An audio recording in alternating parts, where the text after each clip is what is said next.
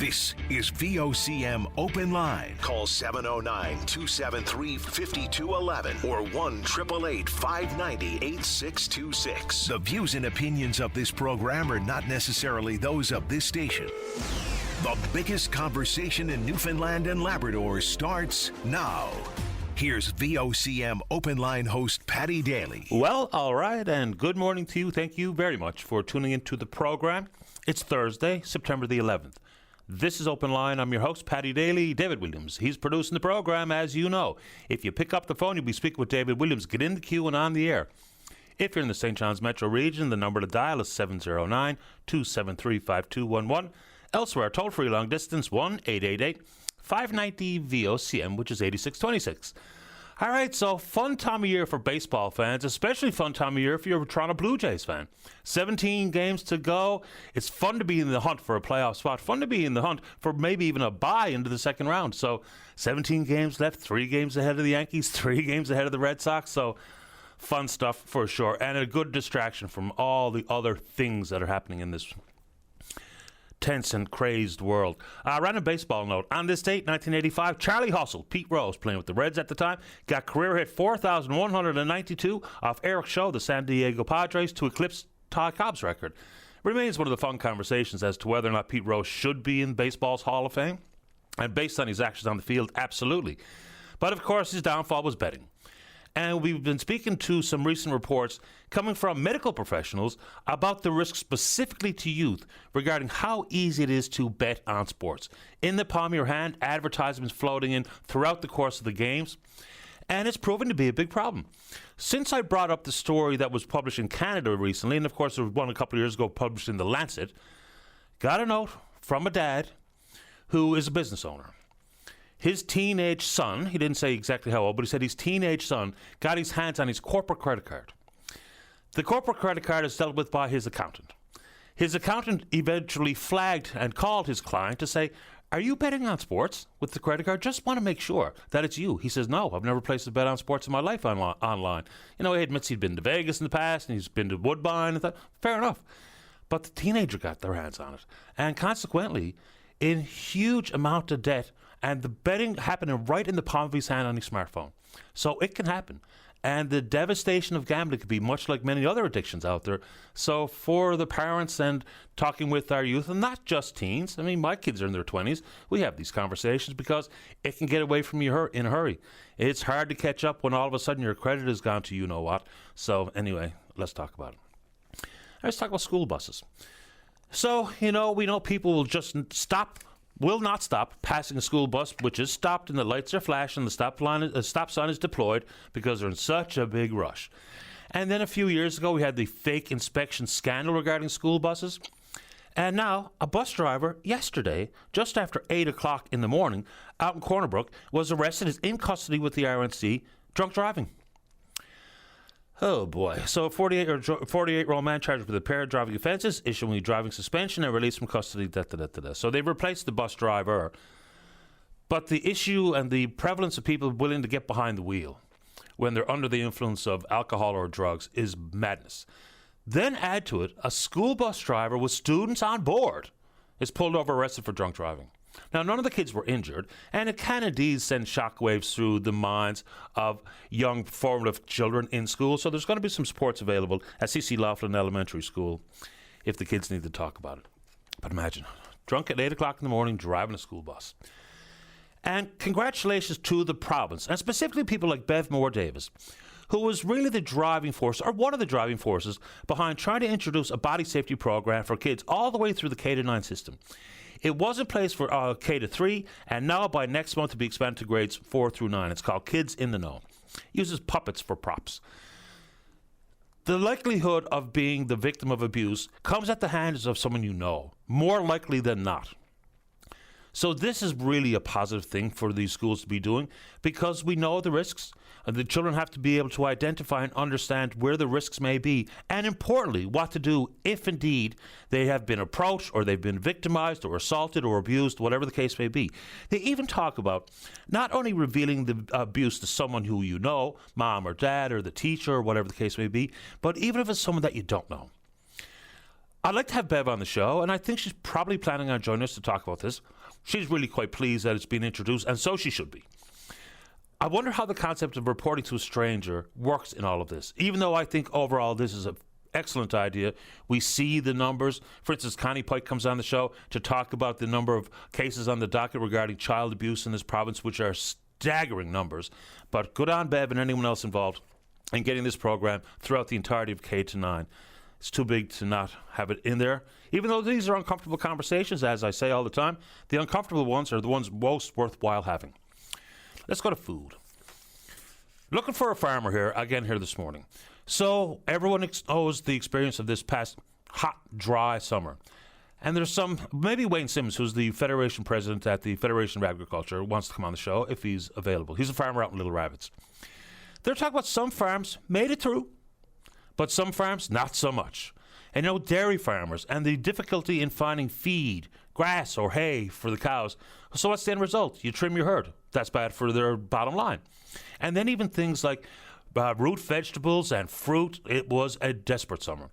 Then you use the word crisis, and that's Wayne Simmons using the word crisis, and it's hard to ignore because there's every reason in the world to believe that the summers are going to continue down this path.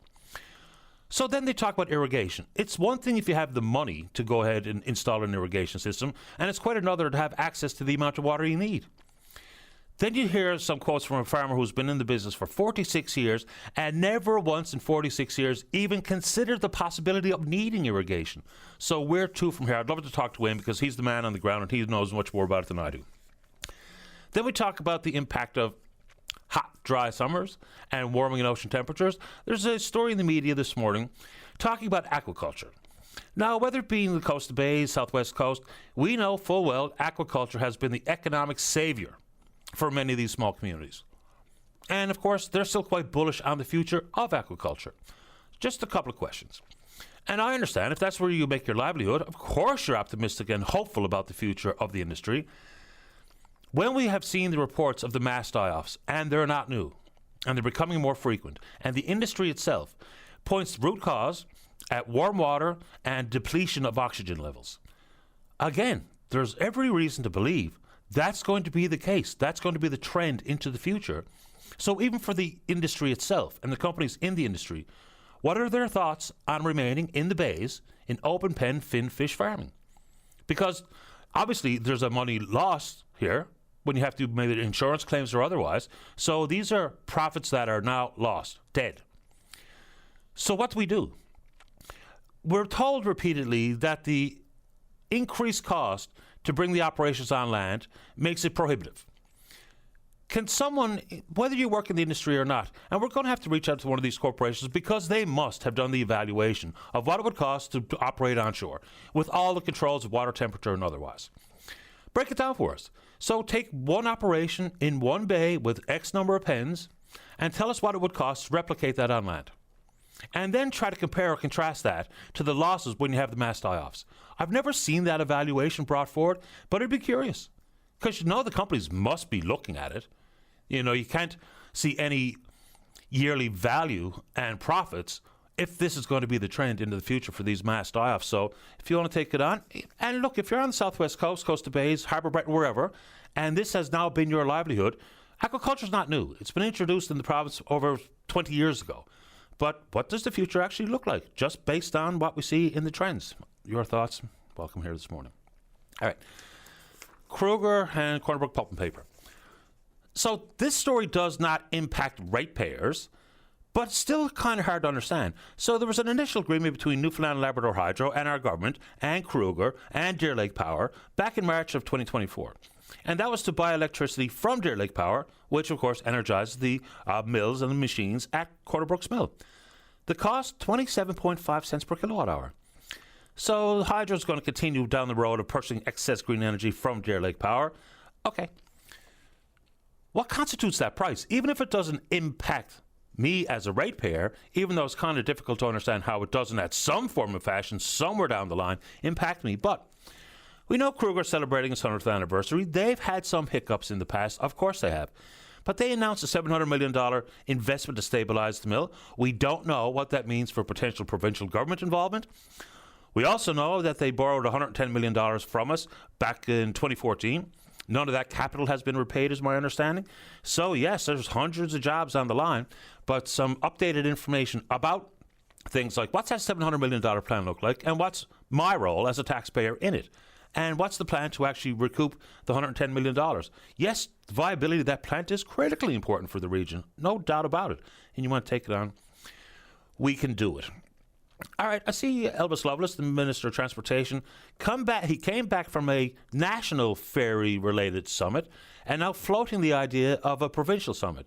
You know, to bring various stakeholders into the same room, you know the deal. For what intended outcome, I wonder? You know, I think the concerns regarding intra-provincial ferry system and the different runs, whether it be the notables, you know, the Bell Island, Fogo Island, change-ons, all those conversations that have been had very, very publicly, and people's concerns have been voiced once again vociferously. What is that summit necessarily all about? I'd be curious to know. All right, big tobacco, hey? So, when the province, this budget year, as opposed to other provinces that consulted their Auditor Generals about what was the best play with the cash big tobacco settlement monies. And in this province, of course, without consultation with the AG, decided to apply all of it to this year's deficit. So when we were first told what the deficit was going to be, it was $372 million back in April. Then in August, we got an update, $626 million. But of course, if they didn't include the hundreds of millions of dollars, some $300 million from the tobacco settlement, then of course we're talking about $1 billion deficit. So the questions here now are about the updated public accounts and the audited financial statements. So that has changed. Siobhan Cody, the finance minister, says the province still plans to book the remaining bulk of the cash in 25-26 no matter what. It's going to be recorded this year. But then Denise Hanrahan, the Auditor General, says there's nothing booked for future years. So the uncertainty of that cash flow is real.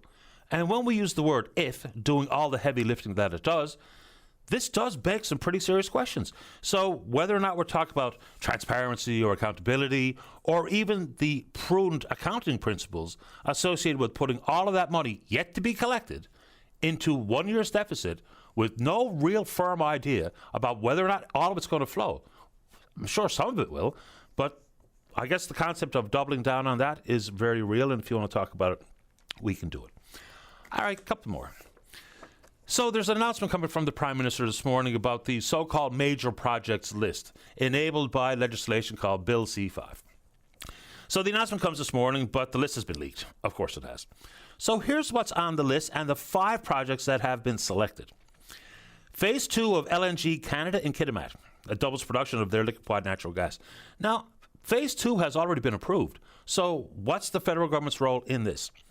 The Darlington New Nuclear Project in Clarington, Ontario. They've been talking about that for a while. It'll be the first small modular reactors in this part of the world. The Terminal Container Project to expand the Port of Montreal. The Copper Mine Project in Saskatchewan, McIlvena Bay. And the expansion of Red Chris Mine in northwestern British Columbia. Then there's some floating of additional projects that are earlier stages of development, require further action. So, Wind West Atlantic Energy, that's wind power in Atlantic Canada. Alberta's based Pathway Plus, which is a carbon capture project, which is, I still think, a fascinating discussion as to the viability of carbon capture. Anyway, the Arctic Economic and Security Corridor, we knew that was going to be coming. Upgrades to the Port of Churchill, all-weather road infrastructure in Northern Canada, and a high-speed rail corridor between Toronto and Quebec City. Now, whether these all happen and whether or not it has the turbocharge to the economy that the Prime Minister says all remains to be seen. But what we do know as this province, none of the projects that were bandied about regarding Newfoundland and Labrador are on the list. Whether that be Gull, and we have no idea what the federal government involvement would be there, and neither is Bay du Nord on the projects list, and neither is the Fixed Link. So make of it what you will, but none of those projects are there.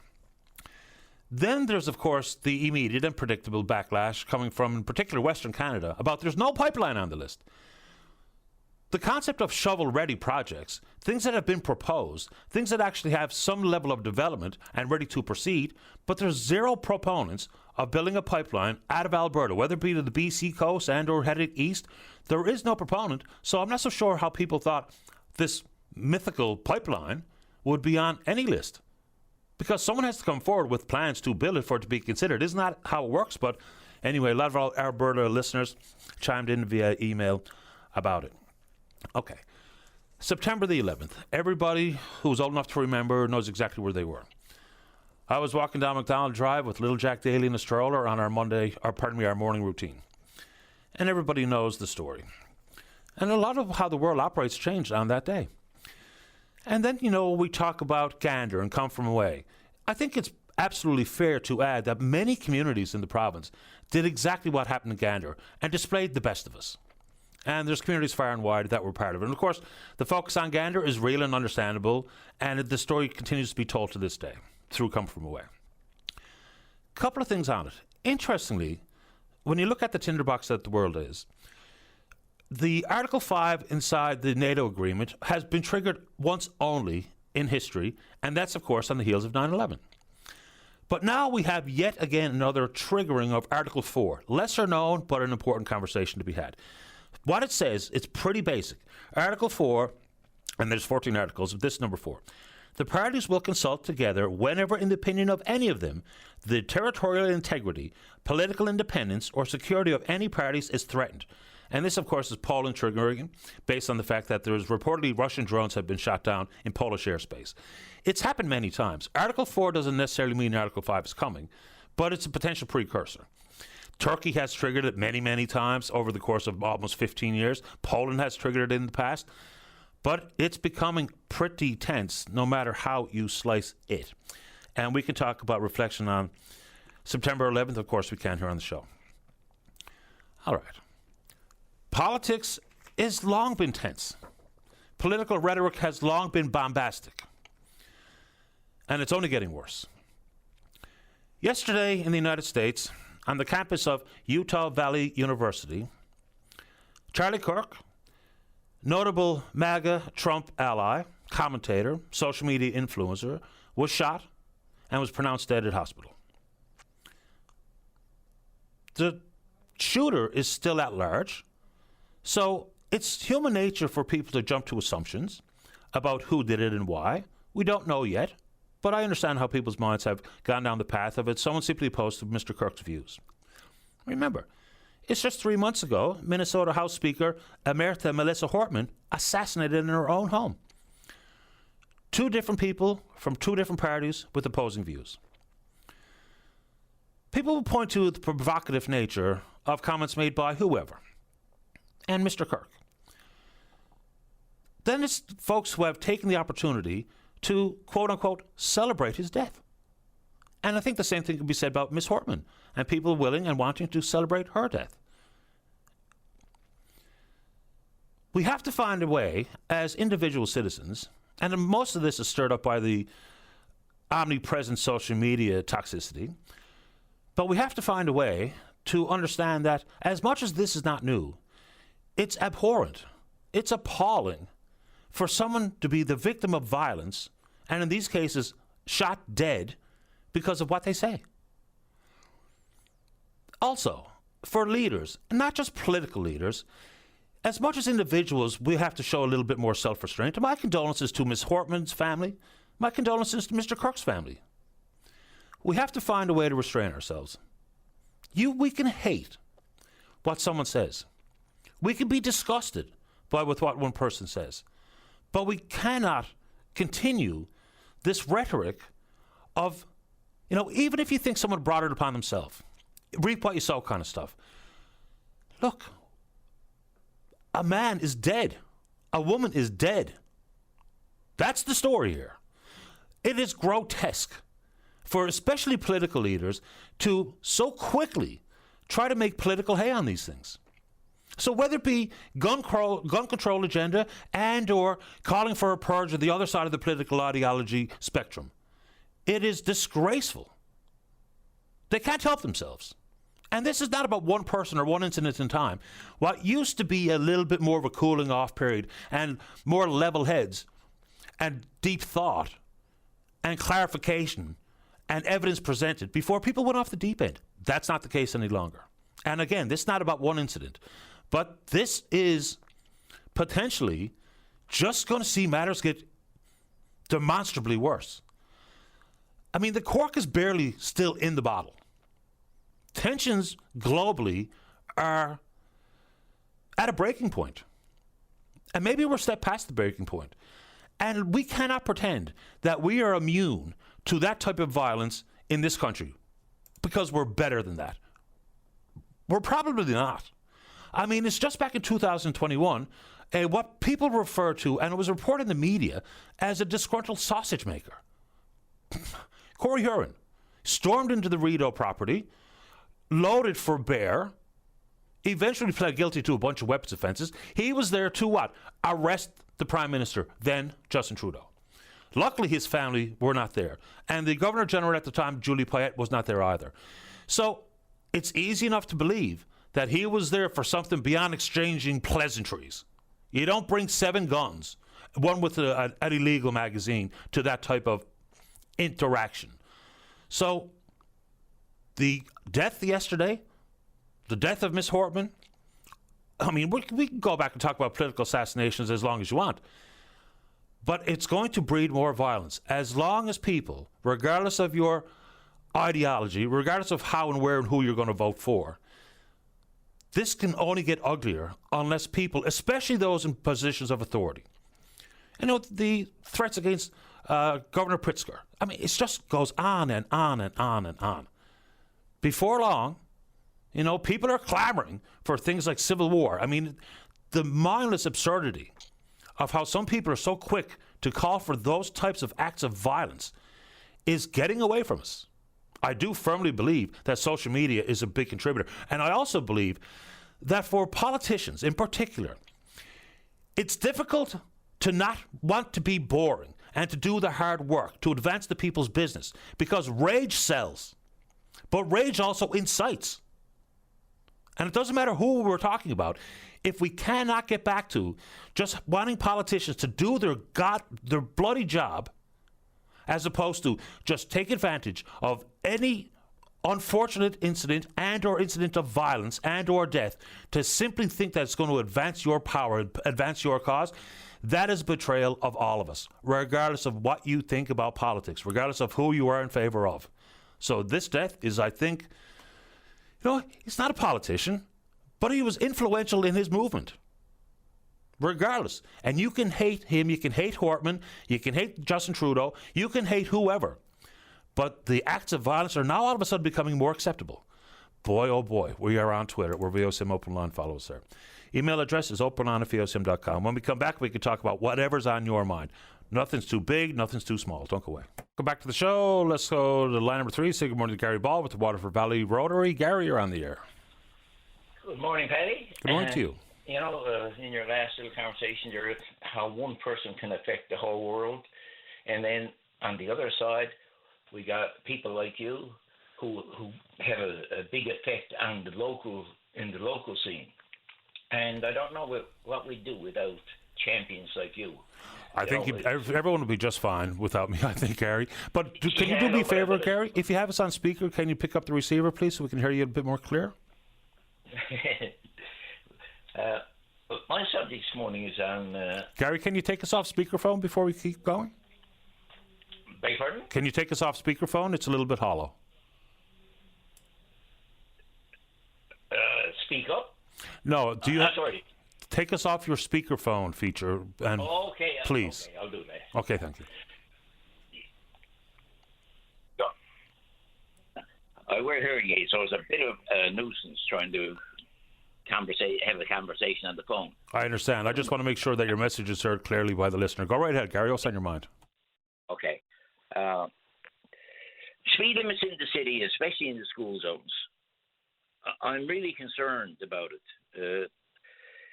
You know, we have Waterford Bridge Road, which I'm sure you're aware of, is a 30-speed zone. Monday Palm, 30 speed. Topsail Road, you know, and these are small kids, you know, very limited numbers. But on Topsail Road, we have probably thousands of kids in 2 schools. Speed zone is still 50 with 2 lanes of traffic. At lunchtime, there could be 150 kids on the corner of Columbus Drive and Topsail Road waiting to get across the road to get lunch at one of the, you know, small lunch places there. I won't get any names there. But we're looking for trouble because speeds have gone crazy in the city. I'm thinking that we need 6 special constables doing nothing but speed control in the city of St. John's, Mount Pearl, and Paradise. It's just out of control. We also have these electric scooters that are passing vehicles on the inside.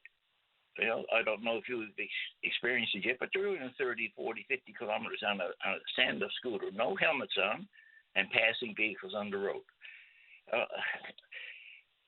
Someone has to get their head around what's happening there. We have the same thing down in Barring Park. You can walk down in Barring Park, and the bikes are passing you. And a lot of them were hearing aids. I'm sure a lot of people like myself. You can't hear these bikes coming up behind you.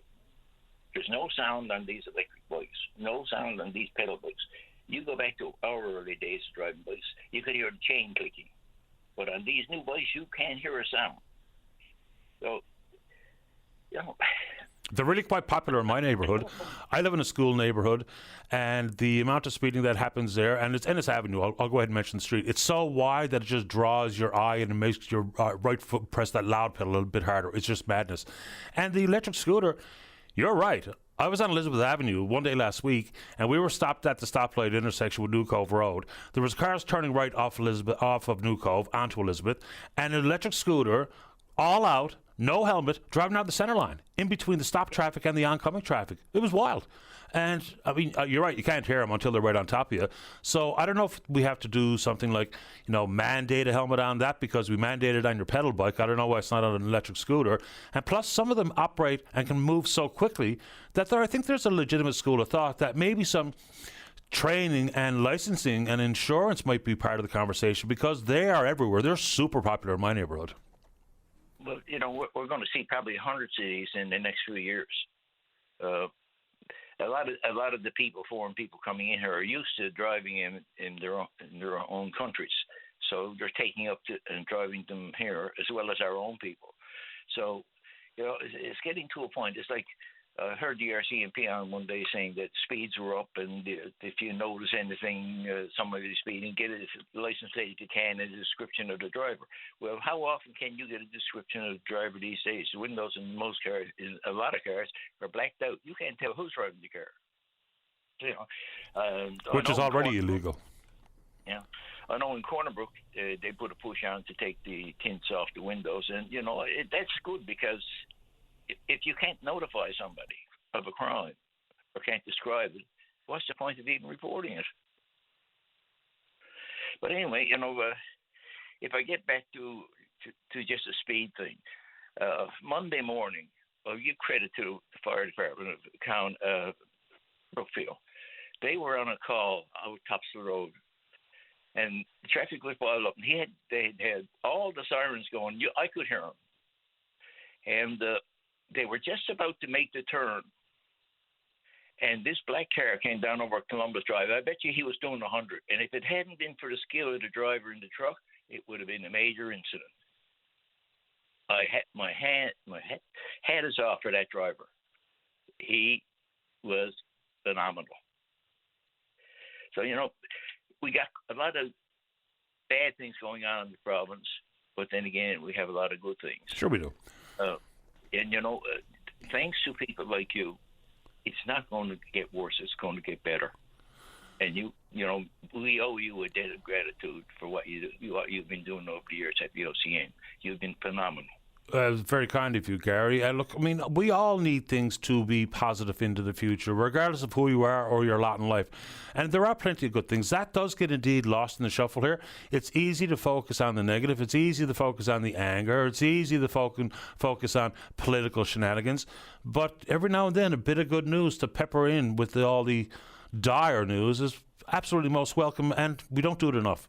Because it's easy to be angry. It's easy to be negative, right? Even though it's exhausting. I can't understand how some people are just so angry all day long. They must be absolutely physically, mentally exhausted.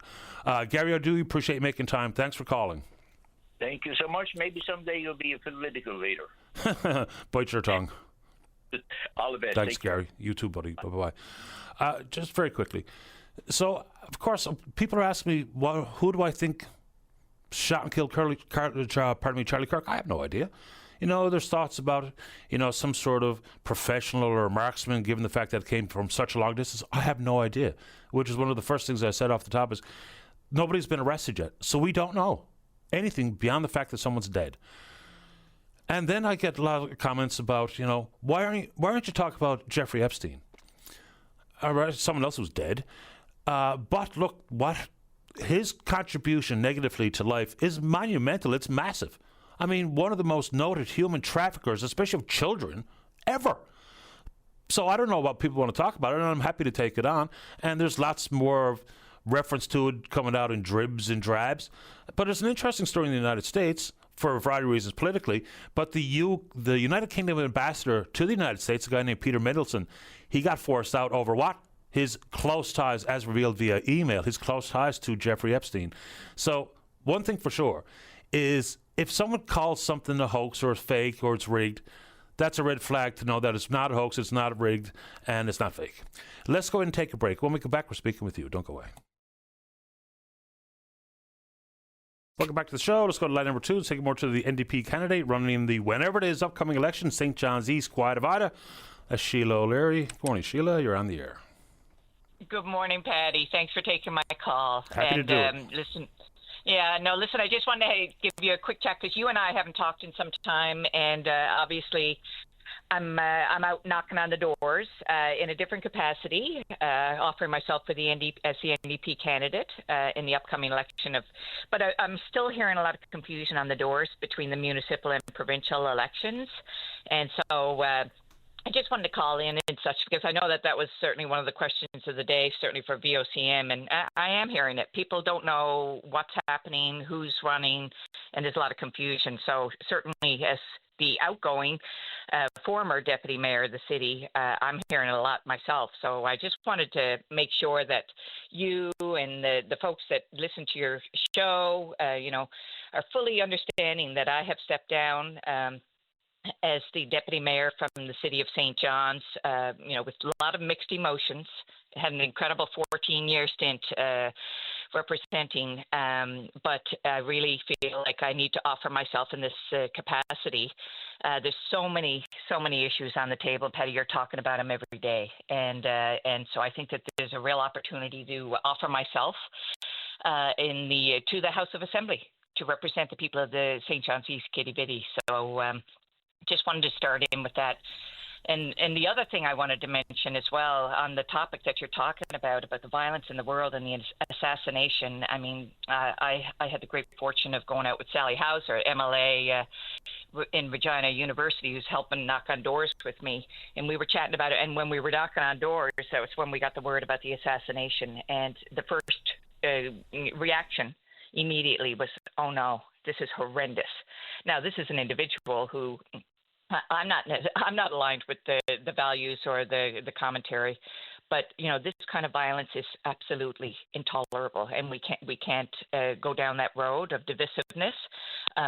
We have to try to create a society where we can collaborate more. And obviously, in politics, it's a really, really tough ask to do. So you resonated with me when you were talking about that issue this morning. Well, I mean, things are getting away from us. And just for clarification, for all the emailers coming in and ask me who I think did it and why I think someone did anything, whether it be the assassination of Hortman or Kirk or whoever, I don't know. Like, until someone is actually arrested and we find out exactly who that is and what their motivations were, opining is just sort of a fool's errand and just makes things worse. I mean, social media is the scourge. It really is. It's got, once again, talk about things that have gotten away from us. Social media has, for sure. It's completely unbelievable. If it wasn't for the show, I'd go nowhere near it. So just a quick question about voter confusion. Same for me as with politics. You got it, Patty. Exactly. And you know what, that I left Twitter or X a long time ago and stood on that issue in terms of the city of St. John's. But yeah, you really have to navigate the negativity. I'm a very positive, optimistic kind of individual, and navigating that, and also maintaining your mental health when you're in public service. And you yourself, I mean, you're at the front lines there with people on all the issues. And as a political representative, I mean, you're constantly, at risk, shall I say. So you do have to have a delicate balance and try to stay positive. Yeah, I use it for the show because it works. It's a way to connect with the listeners, and I get it. And all the negative that comes in, look, at this point, I can handle it. It's not a big deal. Let's get back to the voter confusion. Like, I'm not so sure where the confusion lies. For me, as a voter, and, for those who volunteer inside the world of politics, that's where the fatigue lies. That's where the exhaustion and confusion lies. Because if you're trying to help out someone running municipally, but you also want to try to help out someone running provincially, that's one thing. And it's not like it's an arduous task to go vote. But when apathy is already as real as it is, then when you pile a couple of elections on top of each other, I think it's going to make matters worse on the apathy front. Absolutely. Well, you know what? Look, the first question when I'm knocking on the door and I'm asking people what their issues are and stuff like that, I say, are you aware of what's happening in terms of the elections? And people you can see they glaze over on their eyes. There's a real, there's so much information coming, and people are really, honestly, trying to just live. The cost of living is so high. People are really trying to just, live day to day and survive their lives with the kind of stresses that we're all dealing with. And again, this is the reason why I'm stepping up, is because we want to make a safer, healthier life for people in our province. And cost of living has gone wild. We've got healthcare issues, and of course, the transparency and accountability of government is huge, and that is one of the biggest issues that I hear on the door when I'm knocking. But first and foremost, I have to make sure that people are informed. So I'm actually educating people when I go to the door about the municipal process, what's happening with the election, with the municipal election, when that's happening. Of course, the provincial election the writ has not been dropped yet, but still educating people about when the potential for that election will happen. It's, there's a lot of hand-holding, and I'm happy to do it, but I think there still is a lot of confusion out there. There is. Cost of living is just not only a massive issue, but it depends on who you are, where you are, and your lot in life is how it impacts you. So, and municipally, there's only very few levers that municipal governments can pull regarding cost of living and reducing pressures.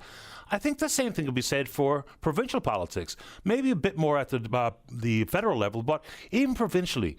We can talk about, heard some of Jim Dinn's announcements about removing HST from some of the products that he's out there talking about, back to school stuff and things for children, what have you. Children's essentials, yeah, exactly. But of course, power bills. Yeah, power bills. I think all parties should get together and say there should be no tax on trying to heat your home. Number one, we talk about essentials of life. So if I don't pay it on food that's not prepared, if I just go to the grocery store, unless Sobeys makes me a sandwich, I don't pay tax on it. I don't think we should pay tax on home heating either, to be honest with you. But where else do we go? We can talk about that, taking the HST off of kids' essentials. But the big things that affect us all, that would affect people with children. And I do have children, but I don't have back-to-school needs any longer. But the number one item that I hear about is groceries. I mean, we all have to eat. Not everyone has a car, but we can talk about the price of gas. Not everyone uses hydros. Some people heat their homes with wood or propane. But we all eat. Provincially, is there anything that you think provincial governments, provincial politicians can do about that? Because that's the overarching issue I hear about more than anything else when we talk about the cost of living. Well, I haven't heard one. Actually, it's fascinating that you say that, and I know that that's huge because I know how much money I spend on groceries, and I've got 4 and 3 cats in my household, and we're really struggling to just stay afloat, and I'm in a better position than a lot of people. I know that. And in St. John's East Kitty Vitty district, we have a really wide demographic, and you know that. We have very affluent people. We have people who are, certainly under the poverty level. And so it's a wide array. That has not been the number one issue that people have talked to me on the door, but I know it's massive. And I have been personally a huge advocate of food security. We do great work through Food First NL. I had the opportunity to meet somebody on the door who's doing some really fabulous stuff, entrepreneurial aspect in terms of food growth, growing food at the source where it's actually consumed. I think that we have to look at cooperative models, a number of different issues like that in terms of food for sure. And that's something that has been, a mainstay in my advocacy about thinking global, acting local. Always thinking global, acting local. And I think there are ways that we can tackle that. But let's talk about the huge bloat. I mean, healthcare is, really one of the biggest costs that we're talking about here. And, when we talk about like the wastage that's happened with the travel nurses, 3 times the cost, right? We're not listening to our healthcare workers who are bringing forward the issues. And, so we're seeing the waste of money. That money could be used in other more sustainable endeavors in terms of trying to figure out food costs. It's about kind of bringing it back home. We're, on the island, here we are. Of course, access is huge. We've been talking about that forever, Marine Atlantic and all the rest. Everything getting shipped in, of course, Labrador in terms of its geographic isolation. These are huge issues. So we have to start looking at how we can be more sustainable in our own province. And, that's obviously not one of the big things that we're talking about right now is food, but it's all enveloped in the cost of living and affordability for sure. Appreciate the time, Sheila. Good luck out there. Listen, thanks, Patty. Really appreciate the time and take care. And you know what? All the best. And thanks for all the great conversations you're having on your show. I appreciate the calls. Thank you, Sheila. Bye-bye. Okay. Bye-bye. Sheila O'Leary, runner for the NDP, St. John's East, Kitty Vitty. I said quite a vida. That was just on purpose. Kitty Vitty is what I usually call it. And there you go. Last one. It's remarkable. Every time I even say the name Epstein, I get blasted with emails. I have no real earthly idea why. But it was just last night, once again, that in Congress, there was a vote on releasing all of the information. People call it the files, just call it whatever you want, all the Epstein-related information. And the deciding vote came down to Susan Collins, and she decided to vote against releasing them. It's unbelievable. So all the Republicans voted to retain and keep them hidden from the general public, and all the Democrats voted to release them, and Susan Collins had the deciding vote, and she voted in favor of protecting those on the list. And let me last comment. I don't know why I even have to say this out loud. It doesn't matter to me if you are left, right, Republican, Democrat, liberal, conservative, green, independent, business leader, or Joe Blow, or a member of the monarchy. If you rape the children, you belong in prison. It's amazing that someone has to say that kind of stuff out loud. If Bill Clinton is on the list, go to jail. If Bill Clinton raped children, go to jail. If Donald Trump is on the list, go to jail. If whoever's on the list, go to jail. If Prince Andrew is on the list and he's been proven to have raped children, go to prison. That should not be a difficult conversation, right? Right? Okay. Don't play.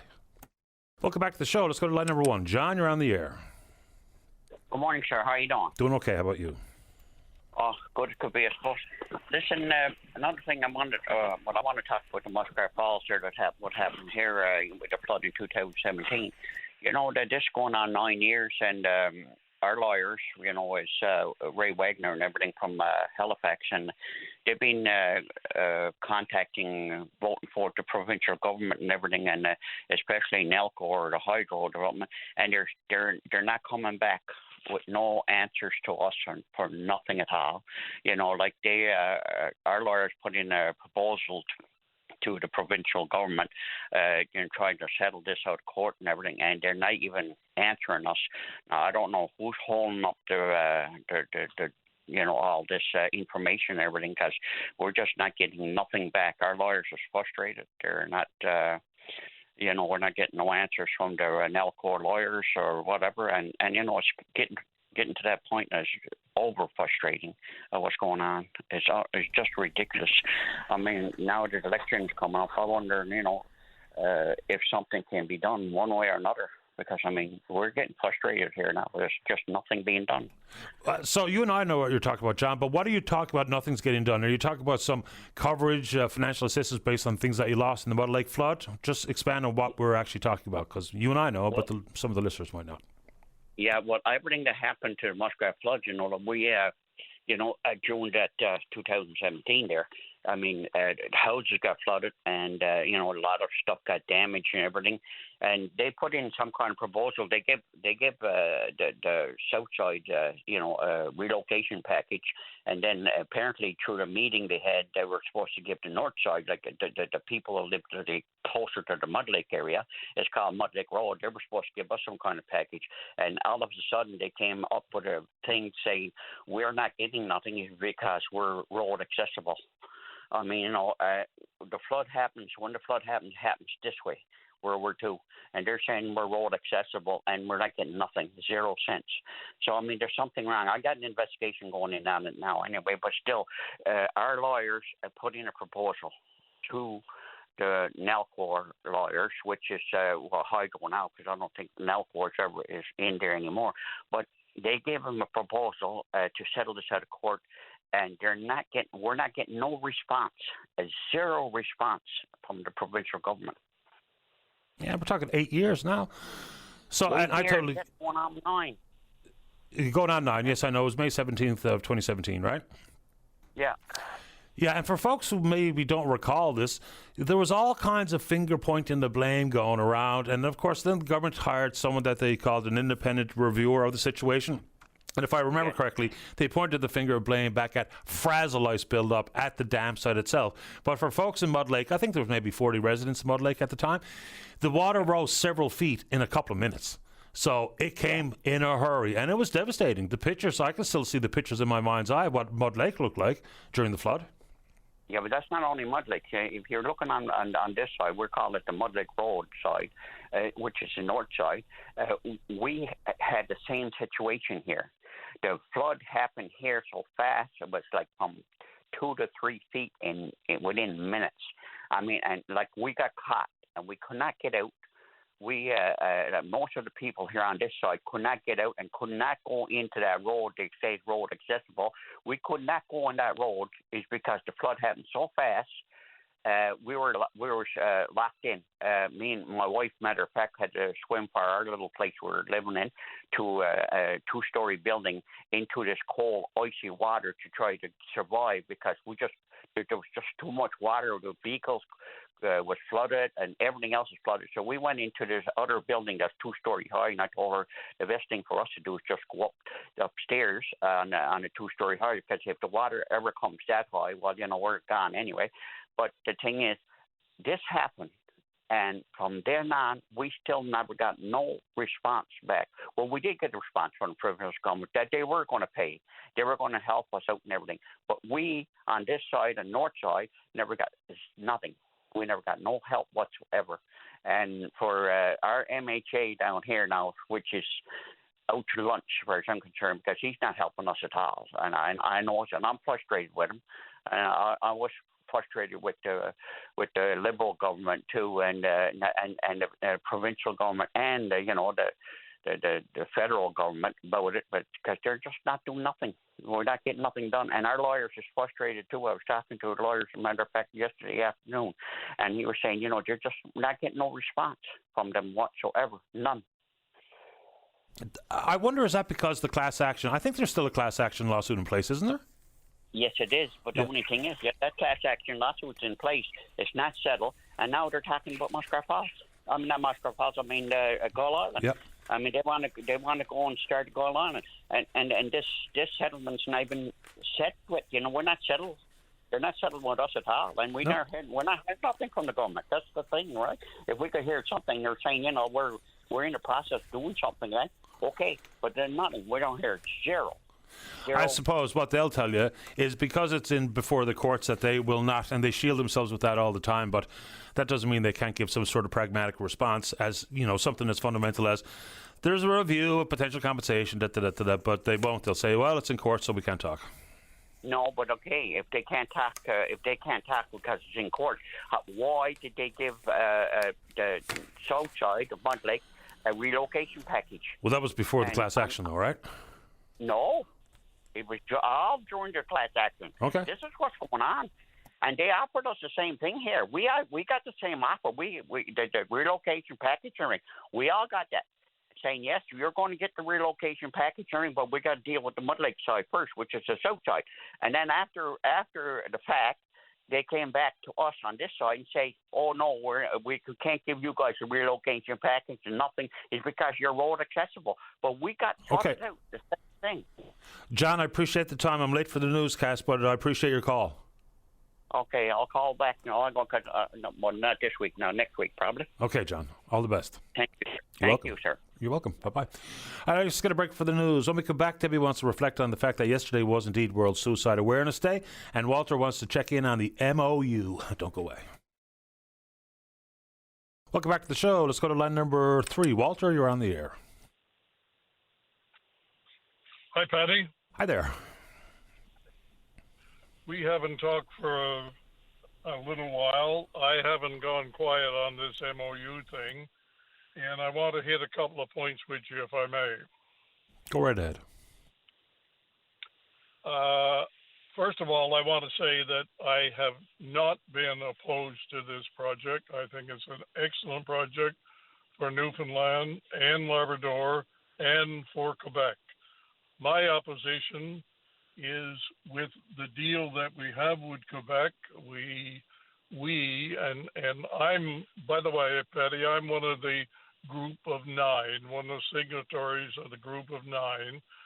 We have a problem with this deal in that Newfoundland is coming out not much better than the deal we had in 1969. And we've pointed this out, and the Liberal government, for some reason, seems to want to move full speed ahead. I think they were told way back when by then Premier Fury, I want to be the premier that gets a deal with Quebec on the previous arrangements from 69 and going forward, and get me a deal. And he was handed a deal. Now, a bunch of people in our group of 9 and outside of our group of 9, and the group of 9 could have been 109. The only thing is we limited it to the 9 people that have signed. And where was I going on that? Well, I have a couple of questions. In order to go forward with this, we need to have an independent review. This thing is totally and absolutely political. I'm a former known Liberal, although I don't know where I'm going to be voting in this coming election, because the Liberals, for whatever reason, refused to accept the mandate that they were handed by the expensive Churchill Falls or Muskrat Falls inquiry. The mandate number 1 recommendation was never do another project over $50 million without an independent, non-partisan review. This project is totally partisan. The hydro people, and this has been in the news recently, are probably too partisan in all of this. They should bury any politics and look at this project for the benefit of Newfoundland. And the reason I'm calling this morning, when this project came to the House of Assembly, not the independents, but the NDP, Jim Dinn and Paul Lane and others were taken in a back room by then Andrew Parsons minister and others and sold a bill of goods promising them that they would be getting just what I was looking for, was an independent review. What they got was far, far from that.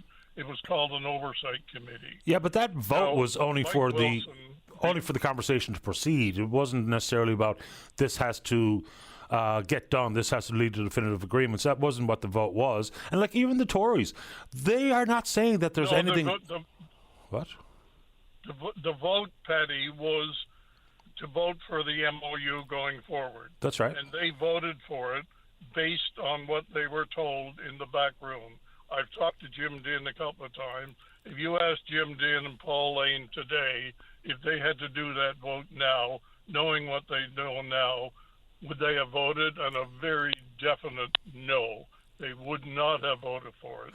And the reason I called you this morning, Mike Wilson, who's been very much in the news recently, is a personal friend of mine for over 30 years. He was my accountant and brought me through a lot of deals over that 30-year period. And one of the most honest people you could ever want to have. And when I heard that Mike was on the review committee, I said, maybe Jim Dim might get what he thinks he's going to get. And what happened? Mike resigned. Mike has not been able to tell people, although he said a bit more this morning, he's not been able to tell people, me included, what really happened and what was in his resignation letter. Because as you know, it's seriously redacted what they released. He and Jim Din as well have asked the government to release his letter unredacted. Now, I've said a whole bunch, Patty. You might want to talk Sure. to me on some of the points I raised. I know that Michael Wilson and Bowman and Brown have all signed some form of confidentiality agreement to protect commercial sensitivities. But even if I dig into one important quote from Mr. Wilson, the independence of the panel became impaired, and I no longer believe the panel's reports would meet the public's expectations and the need for independent analysis supported by a full and frank commentary. I'd love to know what that means. I mean, from a high level, I know what he's getting at, but some specifics would be extremely helpful for the public discourse. Number one. But he can't say it, Patty, and what he means, as far as I know, and Mike has shared nothing with me that he hasn't shared publicly. What it means is that, look, there's a Gestapo, almost a Gestapo situation happening here. Mike has been hoodwinked and he can't say anything. And what he wants to say is that this is not what I was brought on the committee for. And I think what you're going to find when things are unredacted, that he's been told that you're stepping out of line. We don't want you reviewing this stuff. This MOU is going forward. We want you to make sure that this MOU gets done in April and it gets signed and we go ahead. We don't want anything else included in what you've been asked to do. But they're pretty narrow scope anyway. And I don't know that. I'm surmising that that's what Sure. he's been told. The number one concern that I had with the oversight panel is that it was just such narrow runway that they had. They were only able to consider exactly what was in the MOU as opposed to consideration of things that maybe should be included in definitive agreements when things possibly change into the future.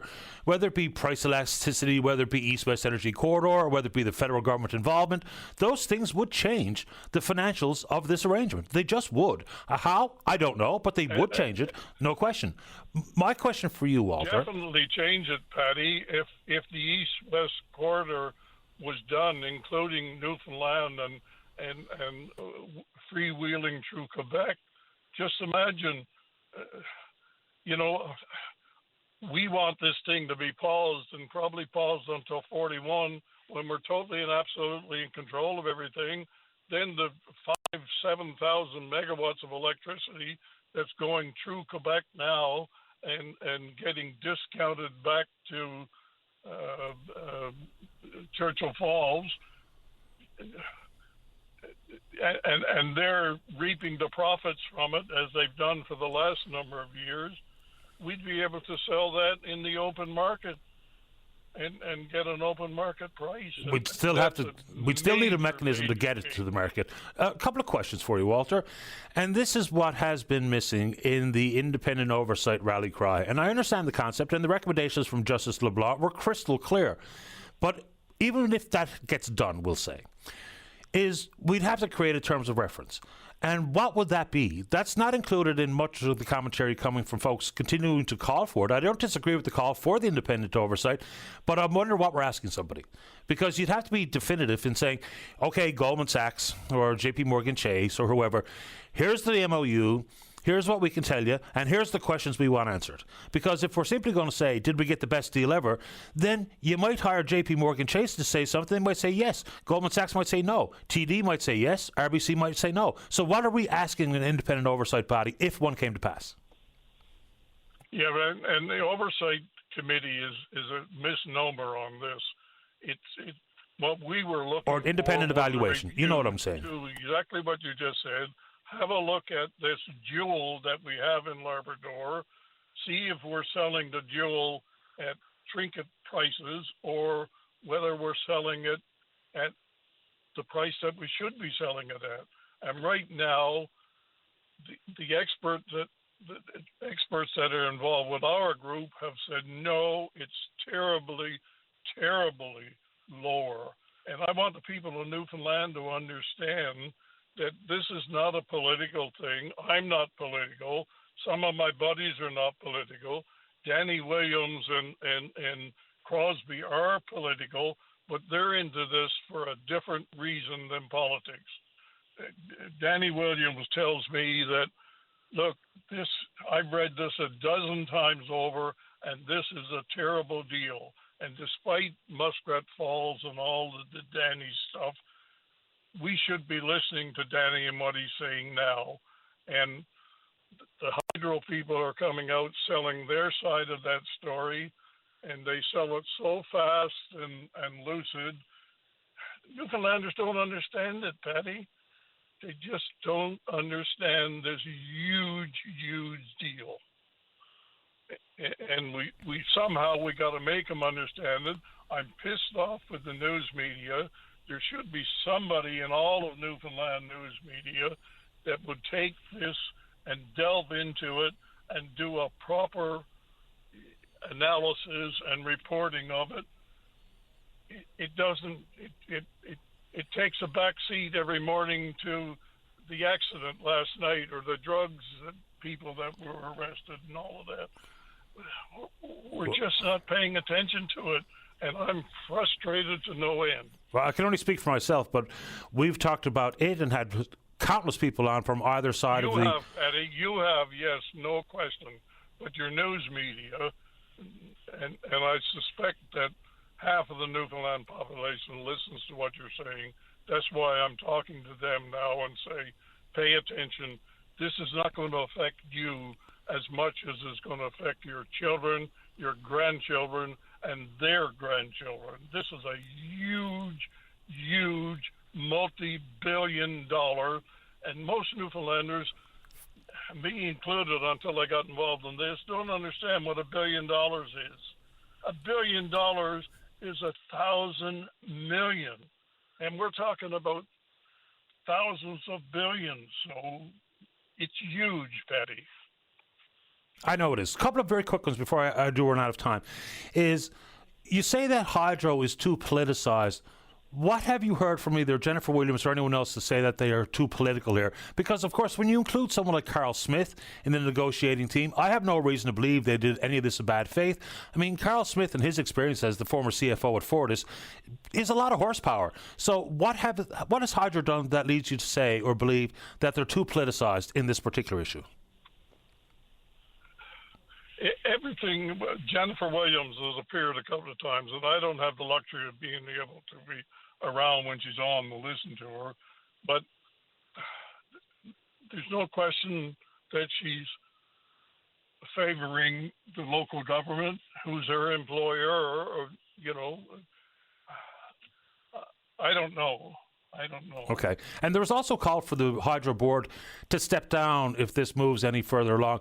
But, of course, this decision is going to be made on the 8th floor at Confederation Building, not at Hydro Place. So, no matter what comes of all of this and all the conversation and public discourse, this will be a political decision. Same thing as it's going to be a political decision in the province of Quebec. And, I mean, Francois Legault and his party, their polling numbers are around 11%. They might win 0 seats, which is why I think April has been the selected target for signing agreements, even though John Hogan himself, Premier Hogan, has said that that's awful aggressive. I just want to use this for context when we talk about how big $1 billion is, because you're right. We throw around billion like it's no big deal. 1 million seconds is about 11 days, 13 hours, and however many minutes. 1 billion seconds is 31.7 years. So that's how much $1 billion is. That's a good one, yeah. And, here's another one I use on $1 billion. When John Cabot landed and you got paid $5,000 cash every single day since then, you don't have $1 billion. That was 1492. Yeah. Anyway, I like those ones. The only point I wanted to make is Mike Williams is getting beat up over the fact that he's honest and straightforward and decided that he can't do what he's been asked to do, not what he was told to do in the beginning, and he's backed off. And he's getting the shit kicked out of him because he did that, including Dennis Brown, who's the chairman, said he sees nothing wrong. Well, as the Tories pointed out, Dennis Brown is an old-time Liberal, and Dennis has a party line that he wants to tell. He's going to be a bit pissed off with me saying this, but that's what I feel. And it's a total, absolute political undertaking now, and I don't know anybody that's involved in it. Carl Smith maybe, and the other people in the negotiating committee. But don't forget, they were up against one of the most influential and outstanding people in the country negotiating this deal, and that was proven when a few months after the new prime minister picked him to be his right-hand guy and the chief bureaucrat in all of Canada. So, I mean, what they were up against negotiating this was intimidating. Michael Sabia has a pretty... Maybe they're not can be intimidated, I don't know, but these are the kind of things that we worry about.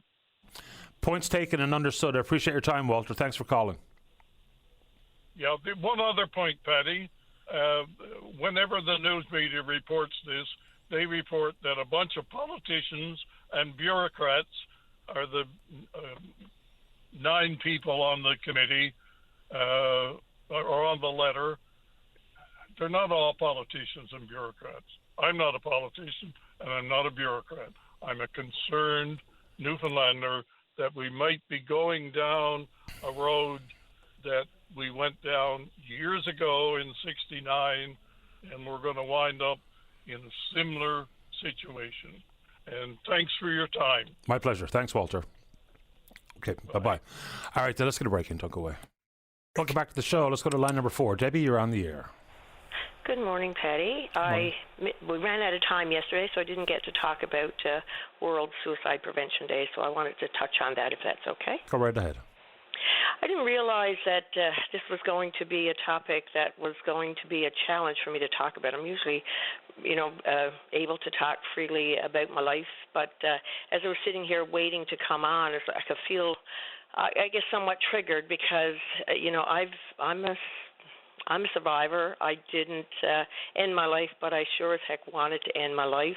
And it's not an easy thing to talk about. There's a lot of shame associated with it. I think it's important that we do talk about it and rid ourselves of the shame because, I was a counselor for 25 years. And in those 25 years, there's many, many people that I talked to that wanted to take their own life. And there's a lot of stigma associated with just saying that out loud.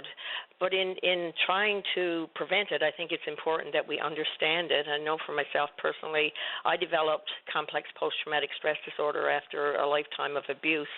And I wanted to end my life. I wanted to end the pain. I also wanted to stop being a burden. And I just didn't want to live with the symptoms that I was living with anymore. And for me, there were so many symptoms associated with complex post-traumatic stress disorder. To live daily with anxiety, depression, panic attacks, terrified to go to bed, terrified to sleep. And then the real kicker, a number of years ago, I developed a seizure disorder, which is known as psychogenic non-epileptic seizures. And that is something that the general public and the medical profession as well does not know a lot about. And, I've been helping other people heal. I've healed from complex PTSD, and I've also healed myself from that seizure disorder over the past 2.5 years. And as I work with other people, I'm beginning to realize that this seizure disorder as a result of trauma is something that's happening to a lot of people, and they don't understand what it is.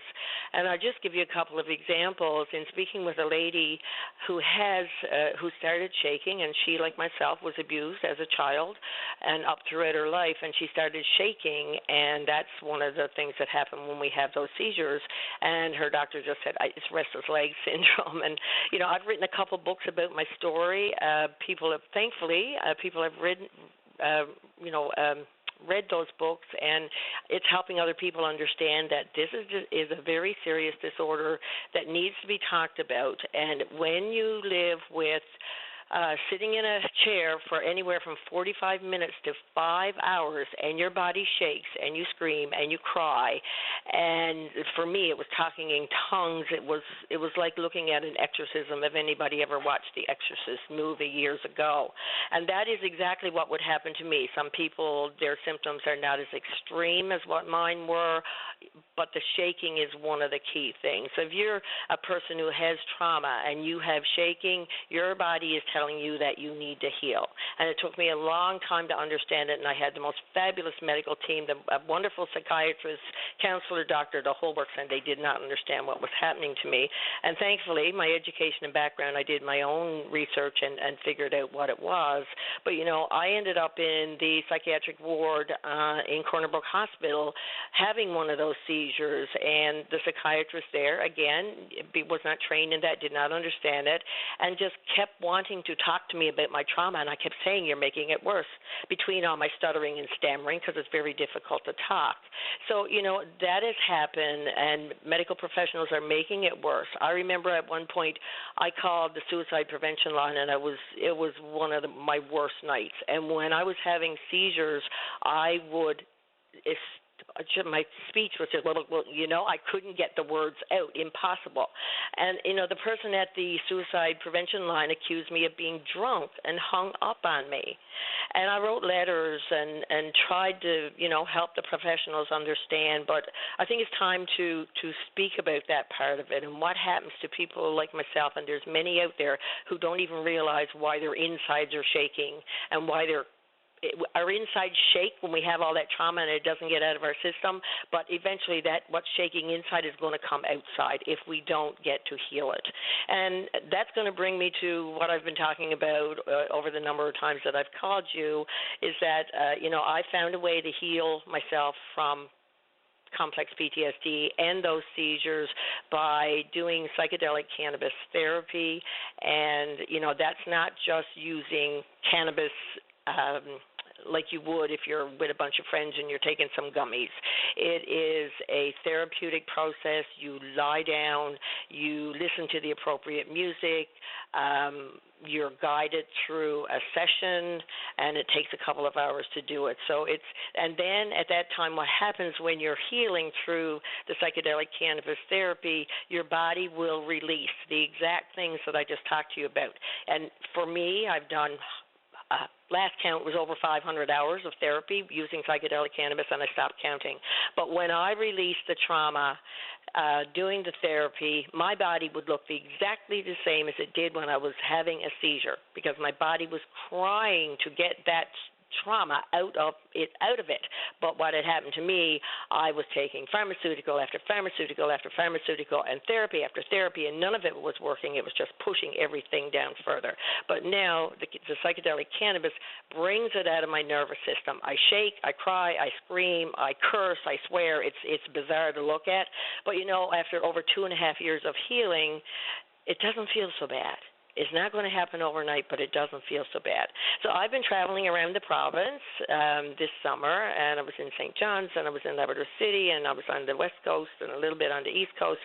And Sunday night coming, I want to bring a Facebook Live event to the general public to talk about how I have found healing through using psychedelic cannabis therapy. So it'll be a Facebook Live event at 7:30, and if anybody is interested, they can look up the event under Debbie A. Sampson, author. That's my Facebook page, and they'll find the event there. So I hope I've enlightened some people and just did a little bit of education to help and understand this very serious topic. I think you have, and I appreciate your time as usual, Debbie. Thanks for doing it. Thank you, Patty. You're Have welcome. a great day. You too. Bye-bye. Bye-bye. All right, let's get back on track here. When we come back, Gary wants to reflect on September the 11th of 2001, where an awful lot of things in this world changed dramatically.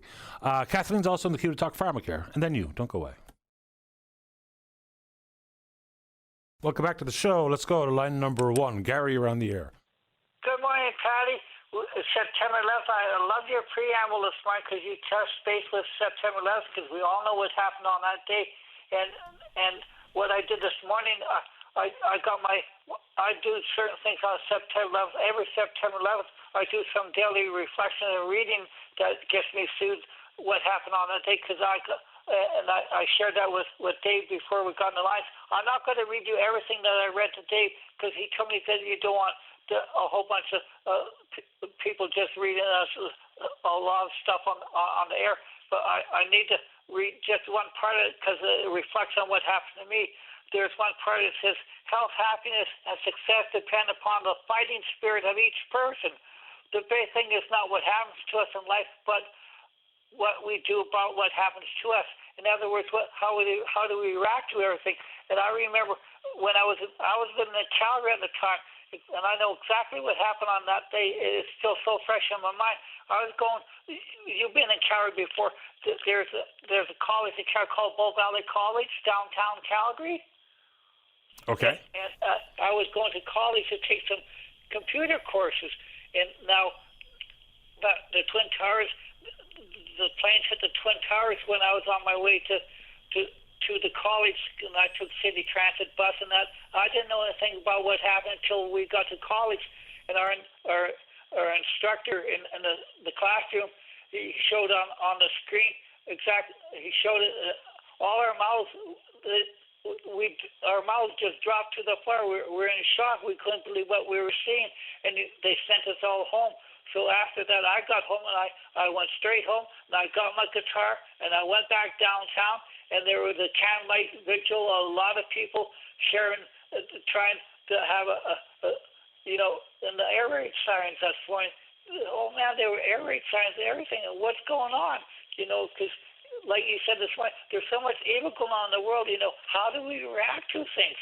Well, and you do very well when you talk. You try to be very calm with when you talk with people, and you allow them to share their voices and concerns.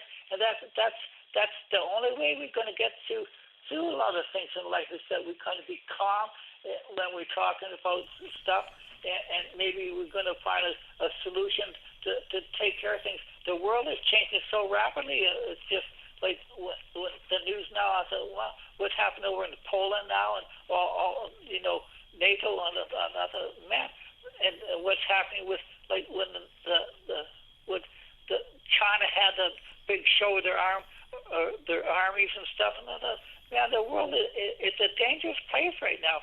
And you had a wonderful thing that took place yesterday on the show. You talked to the Fish and Wildlife guy. What's his name? Jamie Baker, about turning back that French Festival with the sea cucumbers, yeah. Yeah, and I thought, wow, there's this fighting spirit of each of us doing something about it. Just we band together, and we band together with kindness and love. And Newfoundlanders did that because I remember on the news watching everything from the planes landing in Canada. Oh man, and I was in Calgary. I mean, it affected the world. I mean, the whole world. Oh man. Well, so. But you could talk now, Patty. Yeah, no, 9/11. You just told me where you were, and I remember where I was, and I remember watching it on television. And of course, we lose sight of the fact that a bunch of things. So there was 19 terrorists, and 17 of which came from Saudi Arabia, yet we've normalized relationships with Saudi Arabia, but we go to war in Afghanistan and Iraq. I mean, it's just mindless to me. So it's not only the Twin Towers came down, but of course, one of the planes crashed into the Pentagon, another one crashed based on passenger intervention on the flight that crashed in a field in Pennsylvania, Shanksville, Pennsylvania, I'm pretty sure was the place where it crashed. So a lot of things changed that day, and I was walking down McDonald Drive, my buddy Terry Mann, He was at home with his young son, Sam, who's the same age as my boy, Jack. We were out for a morning walk, and Terry leaned out over the patio and said, did you see what's happening? Are you watching what's happening in New York? I hadn't seen anything because we were out walking. So we went in, and I spent hours in there watching him. And some of those visuals, including people running into the danger, bodies falling out of the trade center, and all the rest of it that goes with it, is just absolutely mind-boggling. It really, truly was. But still, one of the hangovers for me is, Nothing changed with Saudi Arabia. Everyone continues to put both feet under the covers with the Saudis. Not everyone, but you know what I mean. But 17 of the 19 were Saudis. And yet here we are. It's just mind-scratcher. Anything else quickly before I have to go, Gary? Oh, yeah. Yeah, we better talk about the Blue Jays for about 10 seconds. Okay. Go, Jays, go. They're still in first place, so I love watching the Blue Jays too, Patty, because that takes my mind off all the other stuff. So I really like that when you share that. So thank you, and you have a wonderful day. You too. Thanks, Gary. Bye-bye. Okay, bye. And, of course, the game this afternoon, Game 3 against the Astros, is a afternoon game, 4:30 start. And whoever came up with that marketing of work from Dome, brilliant stuff. And, so Jeff Hoffman, the closer, of course, he gave up the winner last night in the ninth, and it was just brutal. But, it's easy enough to blame Jeff Hoffman. But let's also not lose sight of the fact that we lost a 3-2 game where George Springer, Vladimir Guerrero Jr., Alexander Kirk, and Varsho went 0 for 16. Right? So Dalton Varsho, Kirk, Springer, Vladdy, 0 for 16. We lost a 3-2 game. Let's take a break. Don't go away. Welcome back. Let's go to line number 2. Kathleen, you're on the air. Hi, Patty. Good morning. Good morning to you. I'd like to talk about pharmacare, if I could. Absolutely. Go ahead. I'm very a big advocate for pharmacare. I think it's a wonderful idea. And last year, about this time, there was an announcement made by the federal government that they were going to extend a partial pharmacare that would cover diabetes medication and excuse me. And contraceptives. Yeah, that's right. Thank you. Contraceptives. And I was so excited. That was great. And there was an article, a CBC article at that time, saying that our government was looking at it and they wanted to know about funding details, but they wouldn't commit to signing on until they knew more about these funding details. So that was last year. And then about 3 weeks later, I think it was October 15th, I wrote a letter to Premier Fury at the time saying, questioning like what was going to happen. I hoped, I had written him a letter and said, I really hope that this is something your government is planning to do, because what a great thing for your government to do when we've got like 1 in 3 people in Newfoundland with diabetes. It would be a great way to really bring a lot of relief to a lot of people. And so I did receive a letter back from John Hogan, who was the Minister of Health and Community Services at the time. And I'll just read you the pertinent, not very long, part of his reply. He said, focusing on preventative care, chronic disease management, and addressing the social determinants of health are a priority. And then he said, this government looks forward to working with the federal government to improve access for Newfoundlanders and Labradorians. So that was great. I was really happy about that. And then I waited and waited and waited and waited. And, 3 months later, there's still nothing. So I wrote again. And I think that was at the end of January. And a couple of weeks later, I got a letter back again from Minister John Hogan, who was the Minister of Health at the time. And he said, there's been ongoing engagement with officials of this department and the federal government regarding the proposed initiative of pharmacare coverage for diabetes and contraceptive medications and supplies. And that was it. Then we have had nothing. We've heard nothing since then. So for almost a whole year, they did nothing. And now we hear that the Carney Liberals are not prepared to let any other provinces sign on if they have not already signed on. So I think there's about 4 provinces that did sign on, but ours isn't one of them. And I'm wondering, Patty, if you've heard anything, because I've kind of been out of the loop a little bit. I just got a hip replacement, so I haven't been paying too much attention to what's been going on in the world. But I'm wondering, did you hear anything? Like, have they explained why they didn't do this? It seems like it would be an obvious thing for them to do to help them save money, like in our Newfoundland health system, and be as such a benefit to the people of the province. I'd like to know why they didn't do anything about this. Me too. So, I mean, just compare it or contrast it with other things where this province was so quick to sign on to federal programs.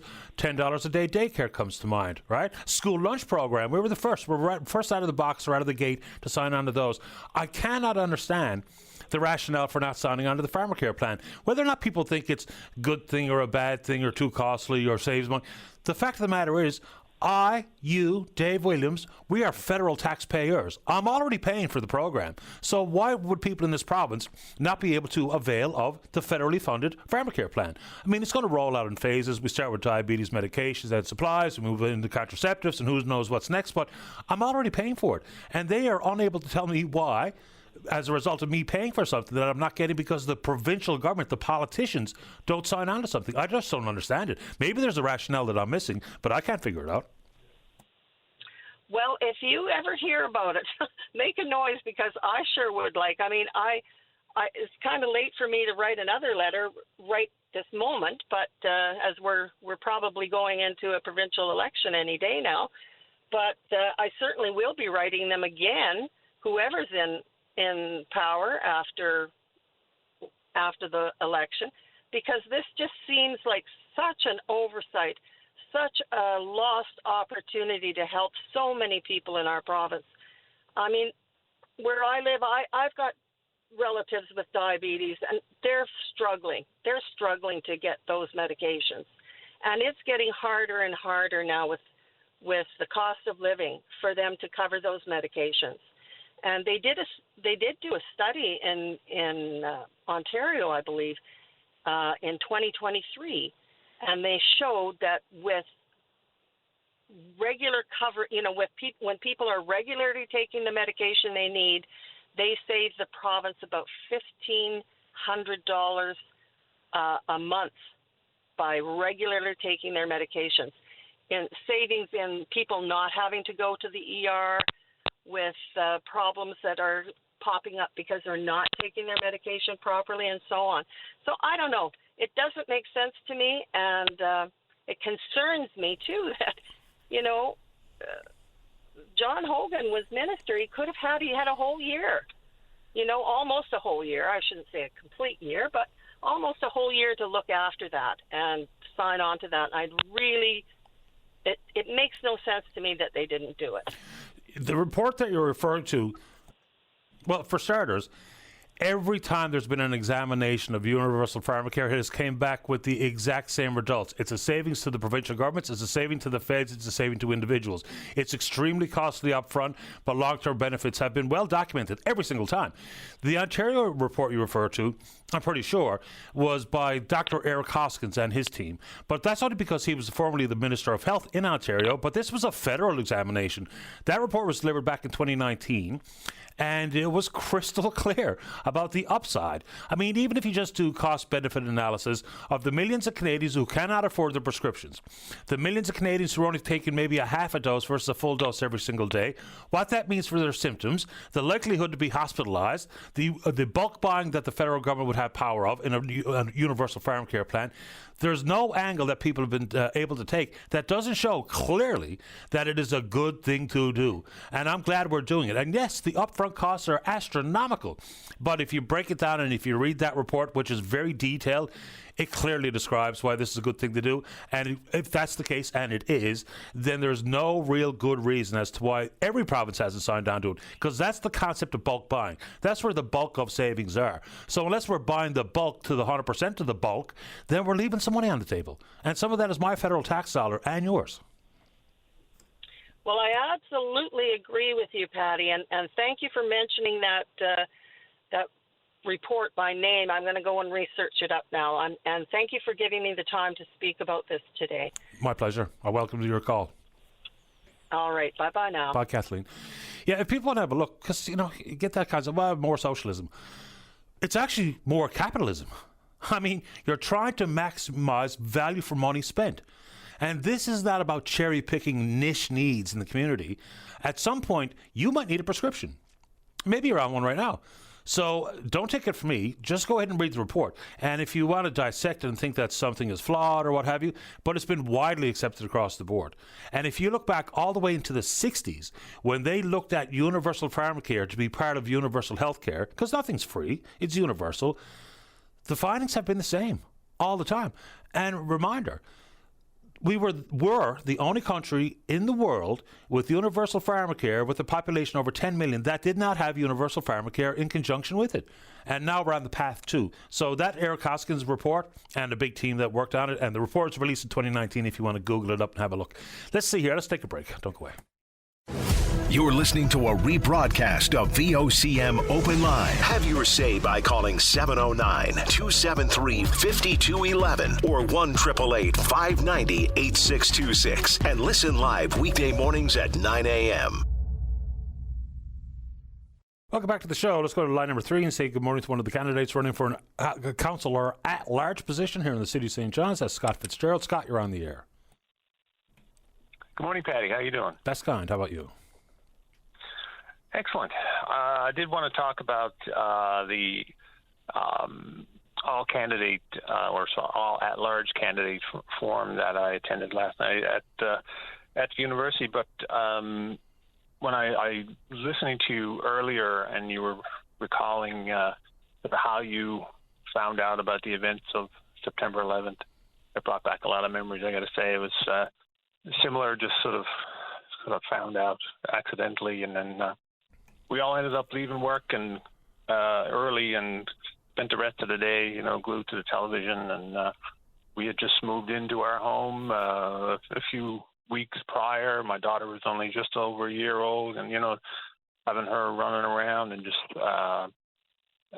struck by the unbelievable events that were happening and unfolding. It's really incredible to bring back all those memories. And one thing that still sticks out of my mind is the innocence of youth. The kids were babies, by and large, just over a year and a half oldish. And so Sammy Mann and Jack Daly were in the corner playing with their stuff, not really fully aware, of course not, because they were little babies, they were toddlers. And here myself and Terry Mann are watching the Twin Towers fall to the ground. People jumping out. I mean, I always think about that, is watching the two little ones just play like a normal day while the adults in the room are going, oh my God, what is going on here? Yeah. It was so striking, the difference between those two worlds, right? Yeah, the absolutely. innocence of the children and the horror on the TV. Yeah, it was incredible. But yes, the forum last night was put on by the Happy City Group, and it gave the at-large candidates a chance to talk about some of the issues that have been coming up, and give some ideas and opinions on different things. Housing was probably the biggest issue, the lack of affordable housing development in general. Just because obviously it's such at a critical age, and it bleeds into so many other aspects of life in St. John's, crime, and before we move on from housing, Scott, before we move on from housing, So what were we hearing? Because, municipalities can avail of federal funding and there's some provincial assistance out there for the world of housing. But by and large, the levers that municipal governments have is to try to fast-track approvals. I mean, the timeline between identifying a house to renovate or a house to build and a piece of land to build on, all of the hoops that people have to jump through approvals and inspections and the permit delays and all those types of things, that's the municipal issue. And that's what slows down a lot of housing in this world, or this country, pardon me, is because the municipalities, as the end gatekeeper, aren't keeping up with some of the pots of money that are available. What were you hearing? Well, that's exactly it. I mean, you hit the nail on the head. That's the biggest, and I said this last night, that this is the biggest tool that municipal governments have in their toolbox, is to loosen up those regulations and pull down those barriers that slow down the development process.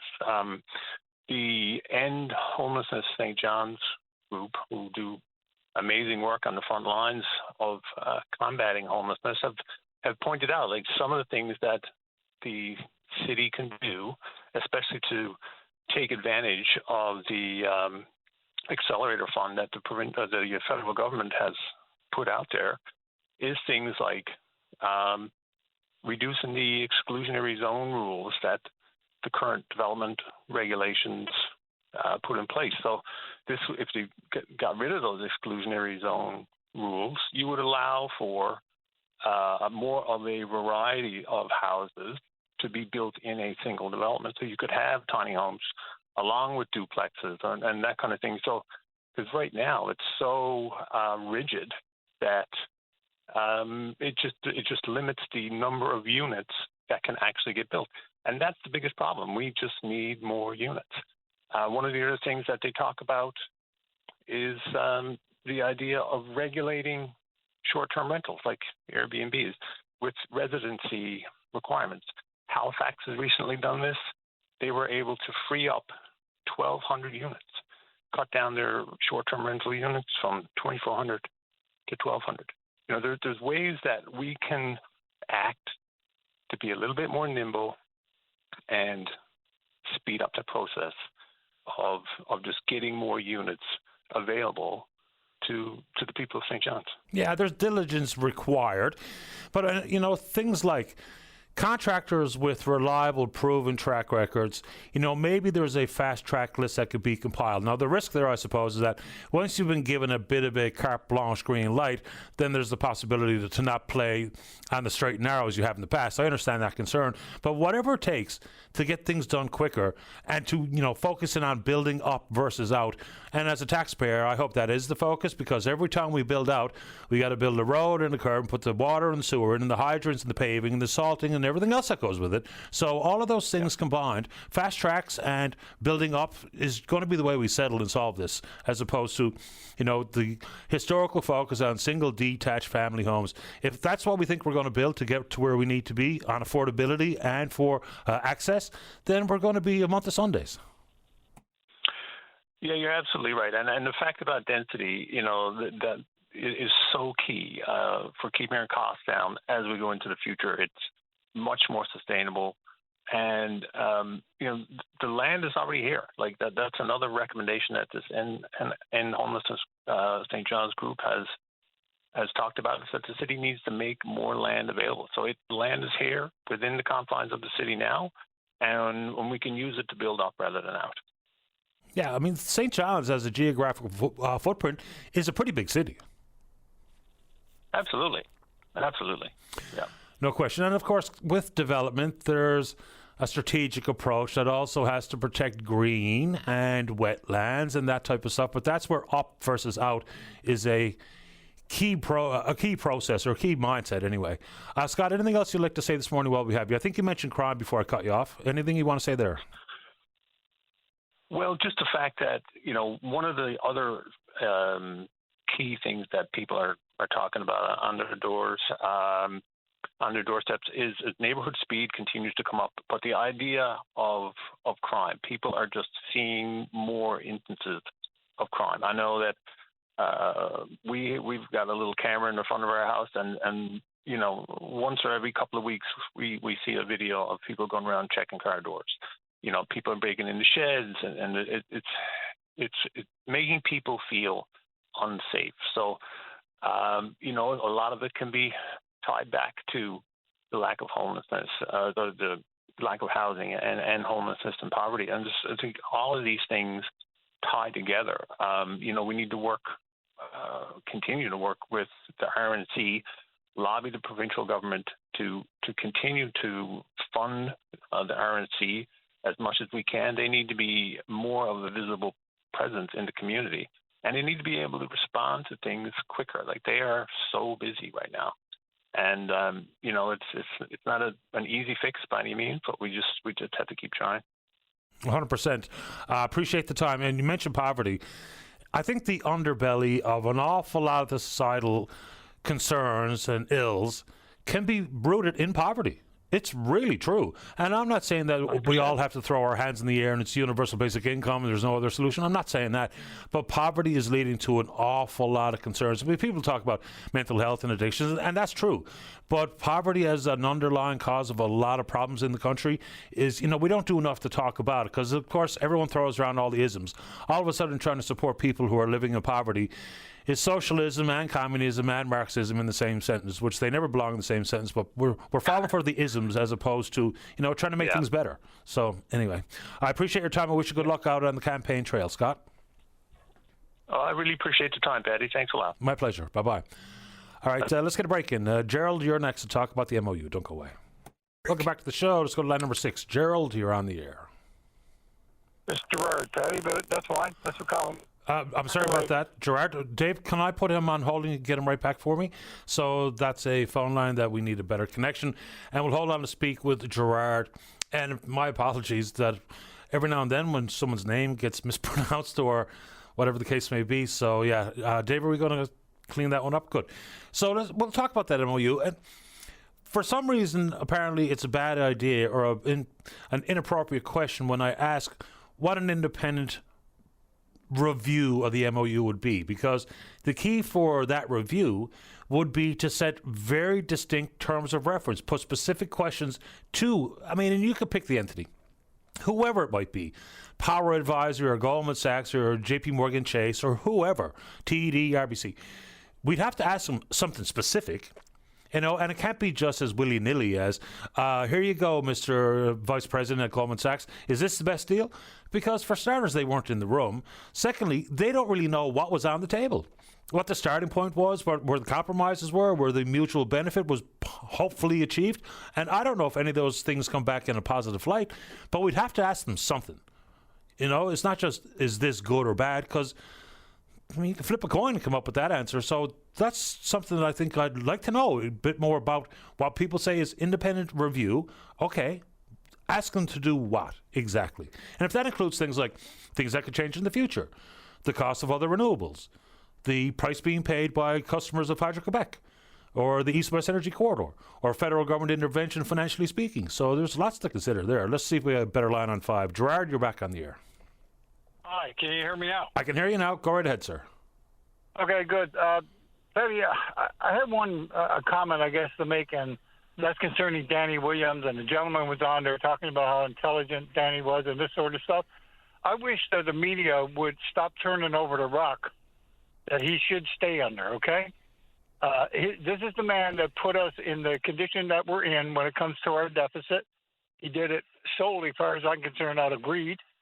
Hadn't wanted to put his Dannyville in place. He knew he couldn't get it with the present power system we had in place. And he just decided to get that in place. 10 days later, get out of government. So once he got out, he should stay out. That's my opinion. And fair enough. And look, this is not me taking something out of context. Former Premier Danny Williams also said that premiers, when they leave office, should be quiet. It's not me saying it. Danny himself said it. And look, I mentioned it, and look, I think Danny's planning on calling the program, and so be it. And he knows I'm going to ask him this, because the elephant in the room regarding Hydro and Danny Williams is Muskrat. And to deny that is denying history, is demonstrably part of the issues that we face here in the province today. So fair enough. And if and when he comes on, that'll be the first question. And I'm pretty sure he knows it's coming, because I can't just placate or pretend that the past didn't happen. Well, absolutely. And, if they want to depend on somebody who, in my mind, has risen to quite the level. I went to school with him when I was in high school, and who is, from all of my knowledge, is a very intelligent person. That is Mr. Carl Smith, okay? One of the most intelligent people I ever met. It is interesting to me that when people question the negotiating team, and, they say they don't have the prerequisite experience in the industry as opposed to someone like Michael Sabia. Look, Michael Sabia, former head of Hydro-Quebec and currently the clerk of the Privy Council, is a heavy hitter. Absolutely. His CV is pretty impressive. But, Jennifer Williams is the CEO of a utility. Carl Smith was the chief financial officer of Fortis, of all companies. Yes. Dennis Mahoney, one of the most respected labour lawyers in the country. So I don't have any reason to believe they negotiated in bad faith. Why would I? And to say we didn't have people with the required experience, both as a operating utility, was CFO of one of the biggest power generating companies in the world, and a labour lawyer. You can think that the deal is good or bad or any sort of assessment, but to pretend that we didn't have people that had the ability and the capacity to negotiate with even a heavy hitter like Michael Sabia, I think is a bit much. Absolutely, and I agree with you. And so, while you got Danny on the line, tell him to crawl back under the rock that he came out and under. Have a good day. I don't think I'm going to tell them that, because anyone can say whatever they want on this program. But we will ask the obvious question regarding the elephant in the room on the Churchill River. How could I not? Sure. Absolutely. Appreciate the time. Thanks, Gerard. Okay. Bye now. Okay, bye-bye. Let's keep going. Let's go to line number 1. Jennifer, you're on the air. Good morning, Paddy Daly. Jennifer McCreath, long time no chat. Welcome back to the show. It's been a long time. Some of your older listeners may remember me as a former candidate who has run in all 3 jurisdictions and lost. But I want to talk a little bit about the Happy City event last night. I know Scott talked quite a bit about it, but I've been kind of quiet and under the radar for a while. I went out last night, and I must say it was an amazing event. 9 out of the 12 at-large candidates were there, about 150 people in the audience. The biggest thing I kept hearing was we need more collaboration. We've got the provincial government doing one thing, the city's doing another. We've got a lot of great grassroots organizations. Everyone's kind of in their own silo and trying to build solutions to everything. And especially now that we're going to have a provincial election call, it's going to be tough to keep the spotlight on some of this municipal stuff. And I think, sure, it's great to have social media, but you really want to know what these candidates are all about. You got to get talking to them in person. We can't knock on everybody's doors, but when there's an opportunity to engage the candidates, this is an excellent way to do it. Come out to the Happy City. I only knew 1 out of the 9 candidates. I met them all. I had great chats with them all. They all have amazing different ideas to bring to the table. But after the event, the candidates were all mingling and chatting with each other. And there were even candidates from other wards that were there that were also curious. We need to have better communication and engagement among each other as political candidates, but as people as well. I also want to throw in the only media that was there last night was the Muse newspaper from Munn. I really, really, really wish that some of the bigger news outlets would pay a little bit more attention to this, because it's so important, because municipal issues hit home. We're talking about issues that affect everybody. Well, it's one of those issues regarding civics, right? A lot of the things that impact our day-to-day life are at the municipal level. And then Absolutely. We've got people being asked to run for municipal offices. For some communities, really underpaid. For some communities, they're volunteers, but they face a lot of the heat. And I would also suggest that plenty of municipal councillors, from the mayors on down, they get faced with a lot of questions and concerns and arrows aimed their way that have nothing to do with the municipality, right? There are things that are responsibility of the town or the city, things that are responsibility of the province, and things that are responsibility of the federal government. But I bet you the councillors feel an awful lot of stuff that really is way out of their control. Absolutely. And when I ran, not everyone understands the difference between each jurisdiction, but my goal is, you know what, you can come to me if I get elected, which will probably never happen, but if I were to, I don't care what jurisdiction it is. If you have an issue, I will get the right people on the phone or get the right people in the room and say, hey, let's work together on this. And again, so many organizations out there. there was one about a week ago, an overdose awareness group that's fairly new. Nobody even knows they exist, but they had this wonderful event in Bannerman Park. 40, 50 people came out, and I got to meet them, and I'm like, there's so many voices out here that just can't seem to find a platform. Which group is that, Jennifer? This group is called OARS, Overdose Awareness Response St. John's. I guess their goal is to, one, provide education and awareness to the issues and fight the stigma about drug addiction. And I guess there's also an ambulance type response thing where they can come and help people who have just overdosed, Narcan kits and things like that. I wasn't going to talk about this, but I publicly came out at that event as a drug addict, but not necessarily your prototypical drug addict. My journey with drugs started with pharmaceuticals, doctors, family doctors, psychiatrists, you name it. I've been seeing them all. I've had trouble sleeping, and they give me these prescriptions to sleep. And you read the fine print for short-term use only. But guess what? 15, 20 years later, I still can't sleep properly. I'm taking sleeping pills. And I actually found out the hard way when I ran out of one of them that I can't sleep without the med. So I am chemically addicted to a sleeping pill, and I am trying to get myself off that pill. So not every drug addict is going to fit this nasty stereotype that we have out there. And I guess to tie into my second topic, full disclosure, I've been helping Bianca Lono with her campaign for deputy mayor. One thing I learned from Bianca is, I guess, the truth about some of these charities, such as the Gathering Place and Bridges to Hope, which is one she volunteers for. The type of people that are using these, like, there's no stigma. And there's always people complaining, oh, those are just for people who are going to be menace to society. Well, that's not true. And you give people a little bit of help.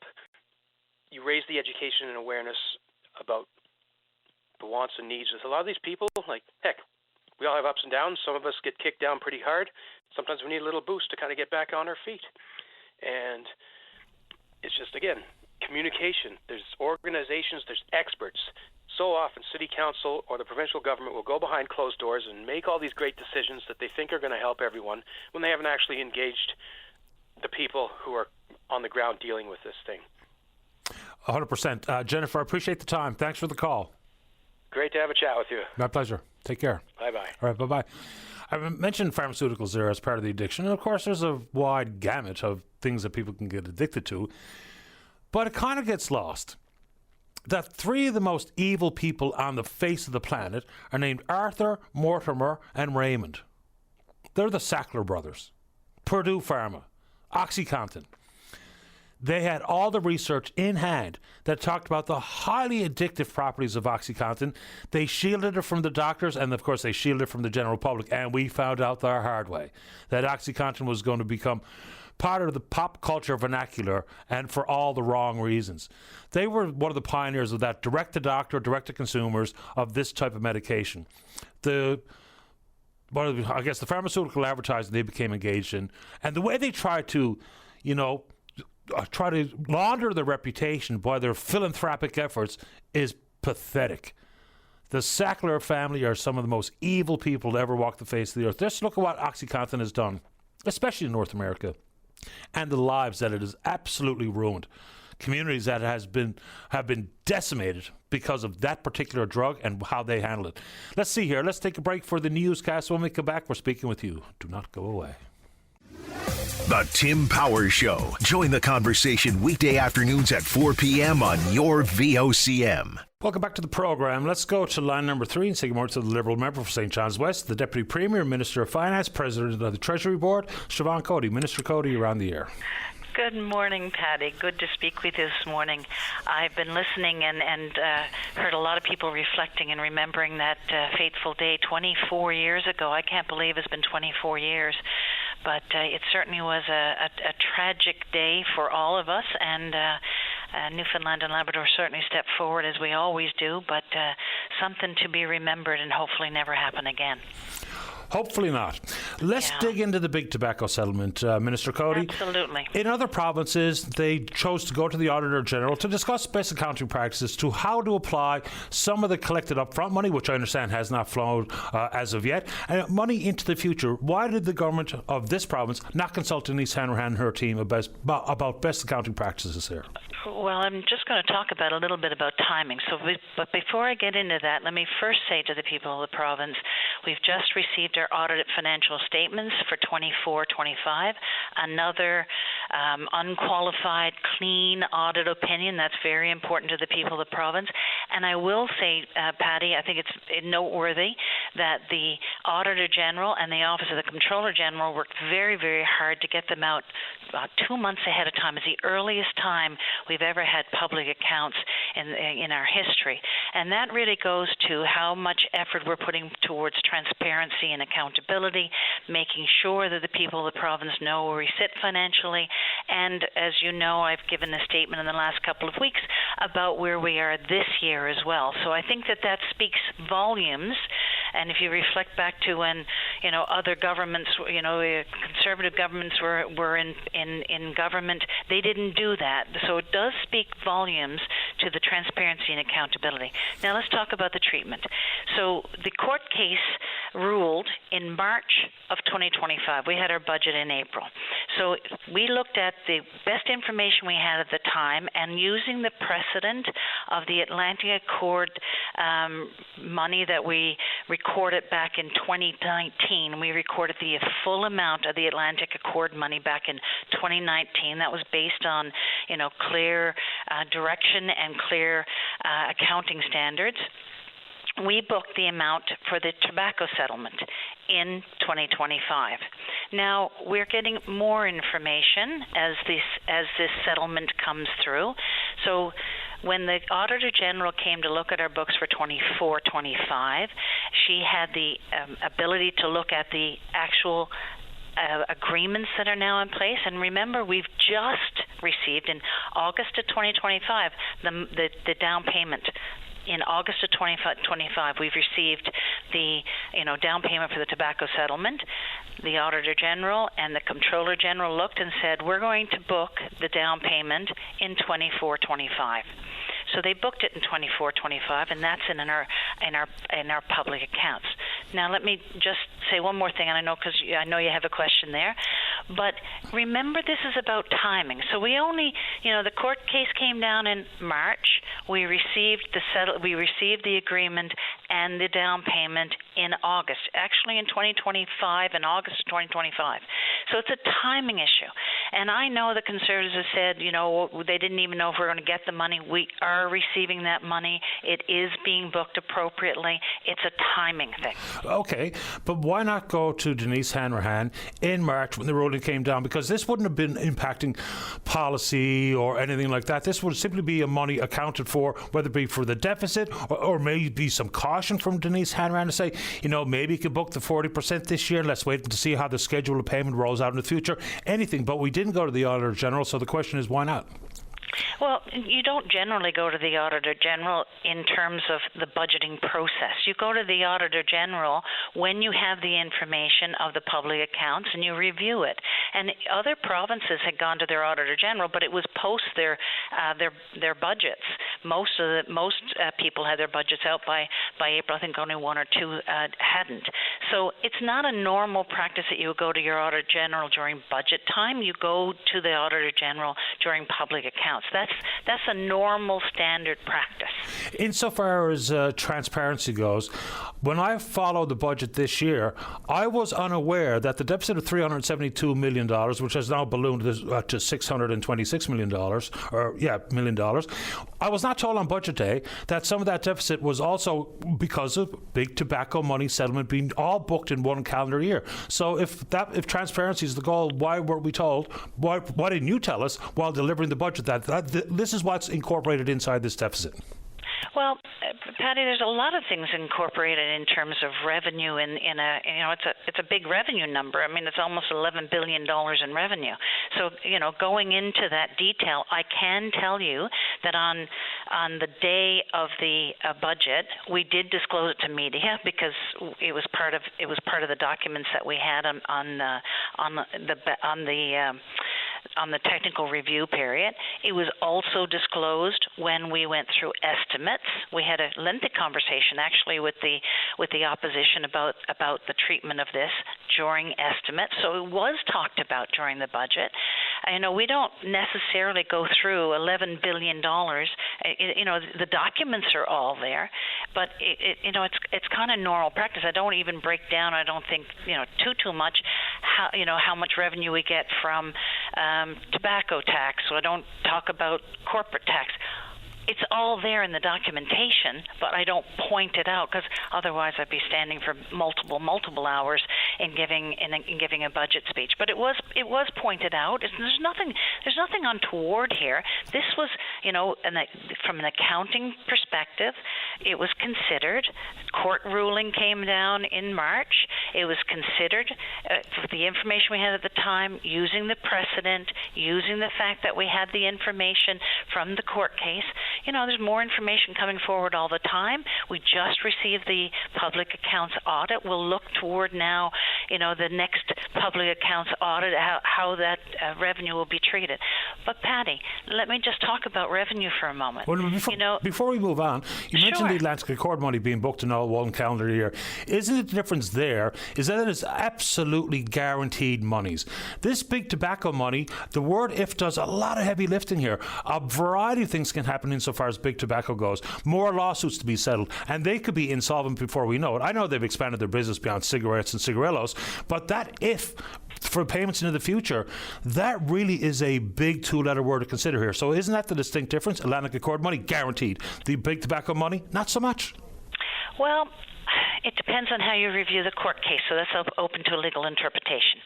So I will say that it is understood that we will receive that tobacco settlement money, that it will come to provinces, and that it is going to be booked over time. Now, whether or not they go bankrupt, as you pointed out, if they go bankrupt, there's a precedence in terms of payment of settlements of any outstanding court cases they have, and we understand, this again, a legal interpretation that they have an obligation to pay the province of Newfoundland and Labrador, and indeed all provinces.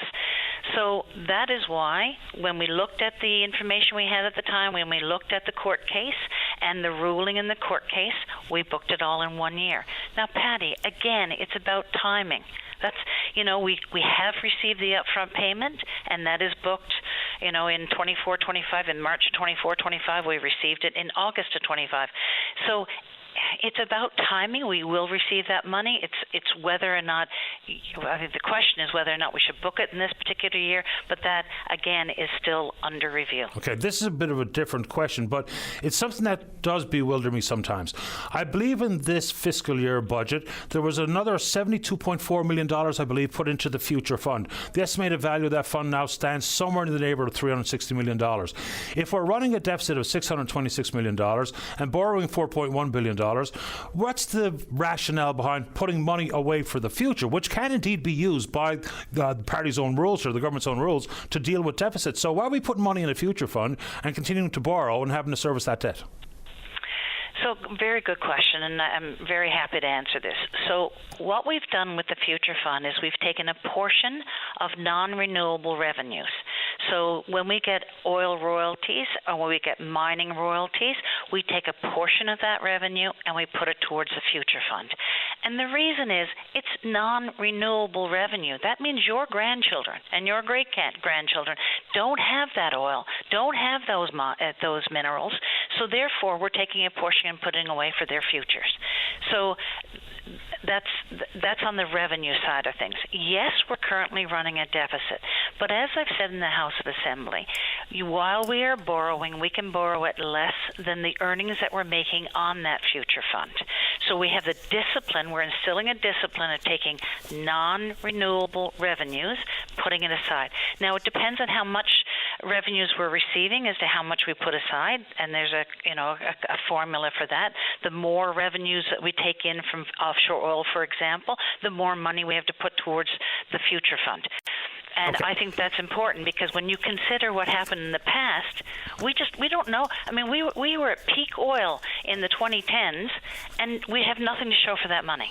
Yeah, that's right. It was kind of different times, though, when we talk about production, the value for a barrel. Last one, and this is once again in the transparency envelope. Mm-hmm.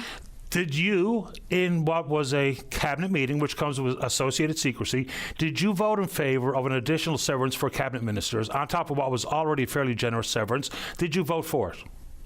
So, as you just pointed out, that's cabinet confidence, and I can't get into cabinet confidence. You can't get into whether or not you voted yourself in favour of? No, it's cabinet confidence. But I will say this.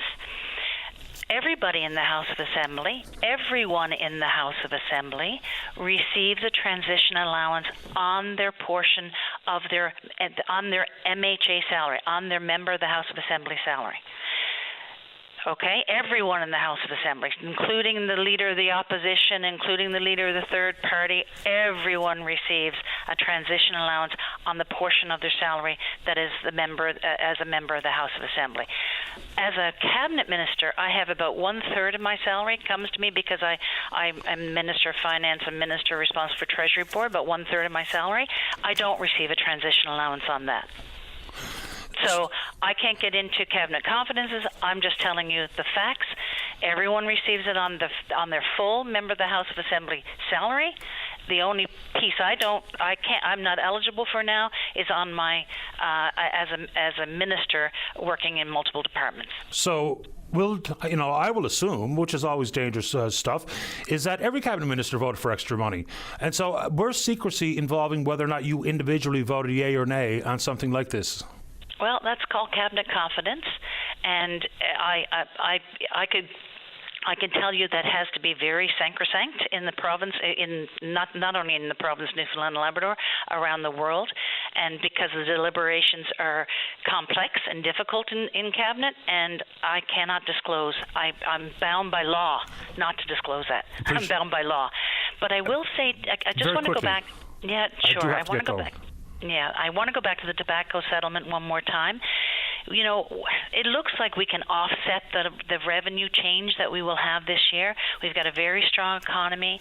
We've got good production happening as reported in our offshore, and the exchange rate is not as high as we thought it would be. So I'm thinking that we can offset that change that we're seeing in the tobacco settlement by that. Appreciate the time. Thank you. Thank you for the opportunity. You're welcome. Bye-bye. Siobhan Cody, Minister of Finance. Final break. Don't go away. Welcome back to the show. Let's go to line number 1. Pam, you're on the air. Carl, how you doing? Okay, how about you? Good. I just wanted to let listeners know we had an event at Confederation Building this morning. The Honourable Pam Parsons, Minister of Rural Economic Development, Labour, and Minister responsible for Workplace and Health, signed a proclamation for us for Suicide Prevention and Awareness Week. I'm co-founder of the Mental Health Foundation of Canada, and we approached the government to see if they would acknowledge this week.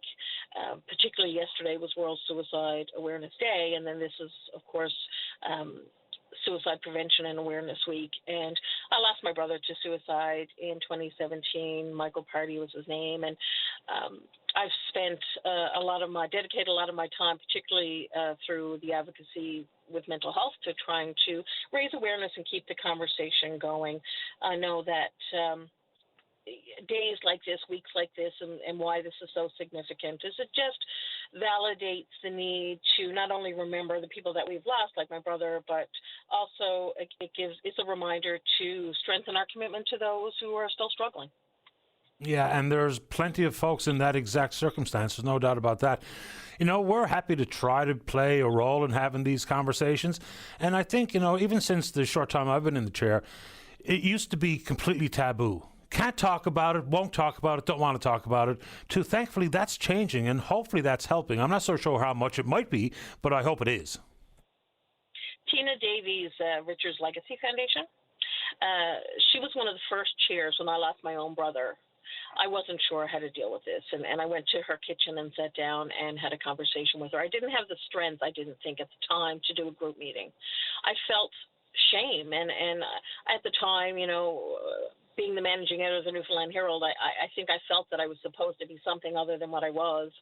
And I just didn't feel that I had that I could sit down in a room with other people and talk about this, because it was a dirty secret, and there was shame, and I felt like I was a failure as a sibling and as a human, that I lost my brother. Like, how could this happen to, quote unquote, a good family? And I've gained strength through Tina's guidance and through support with my co-founder of the Mental Health Foundation, Sarah Furlong, and we founded the Mental Health Foundation of Canada because of the loss of a friend who was our age, who had children our children's ages, right. And we just thought that enough is enough. And every life matters, every conversation matters, and 100%. Every action has the power to create hope. Pam, simply because of the time on the clock, we're done for today, but you've had the final word. You're always welcome. Thank you, love. You're welcome, Take Pam. care. Bye-bye. All right, good show today, and we will indeed pick up this conversation again tomorrow morning, right here on VOCM and Big Land FM's Open Line. On behalf of the producer, David Williams, I'm your host, Paddy Daly. Have yourself a safe, fun, happy day. We'll talk in the morning. Bye-bye.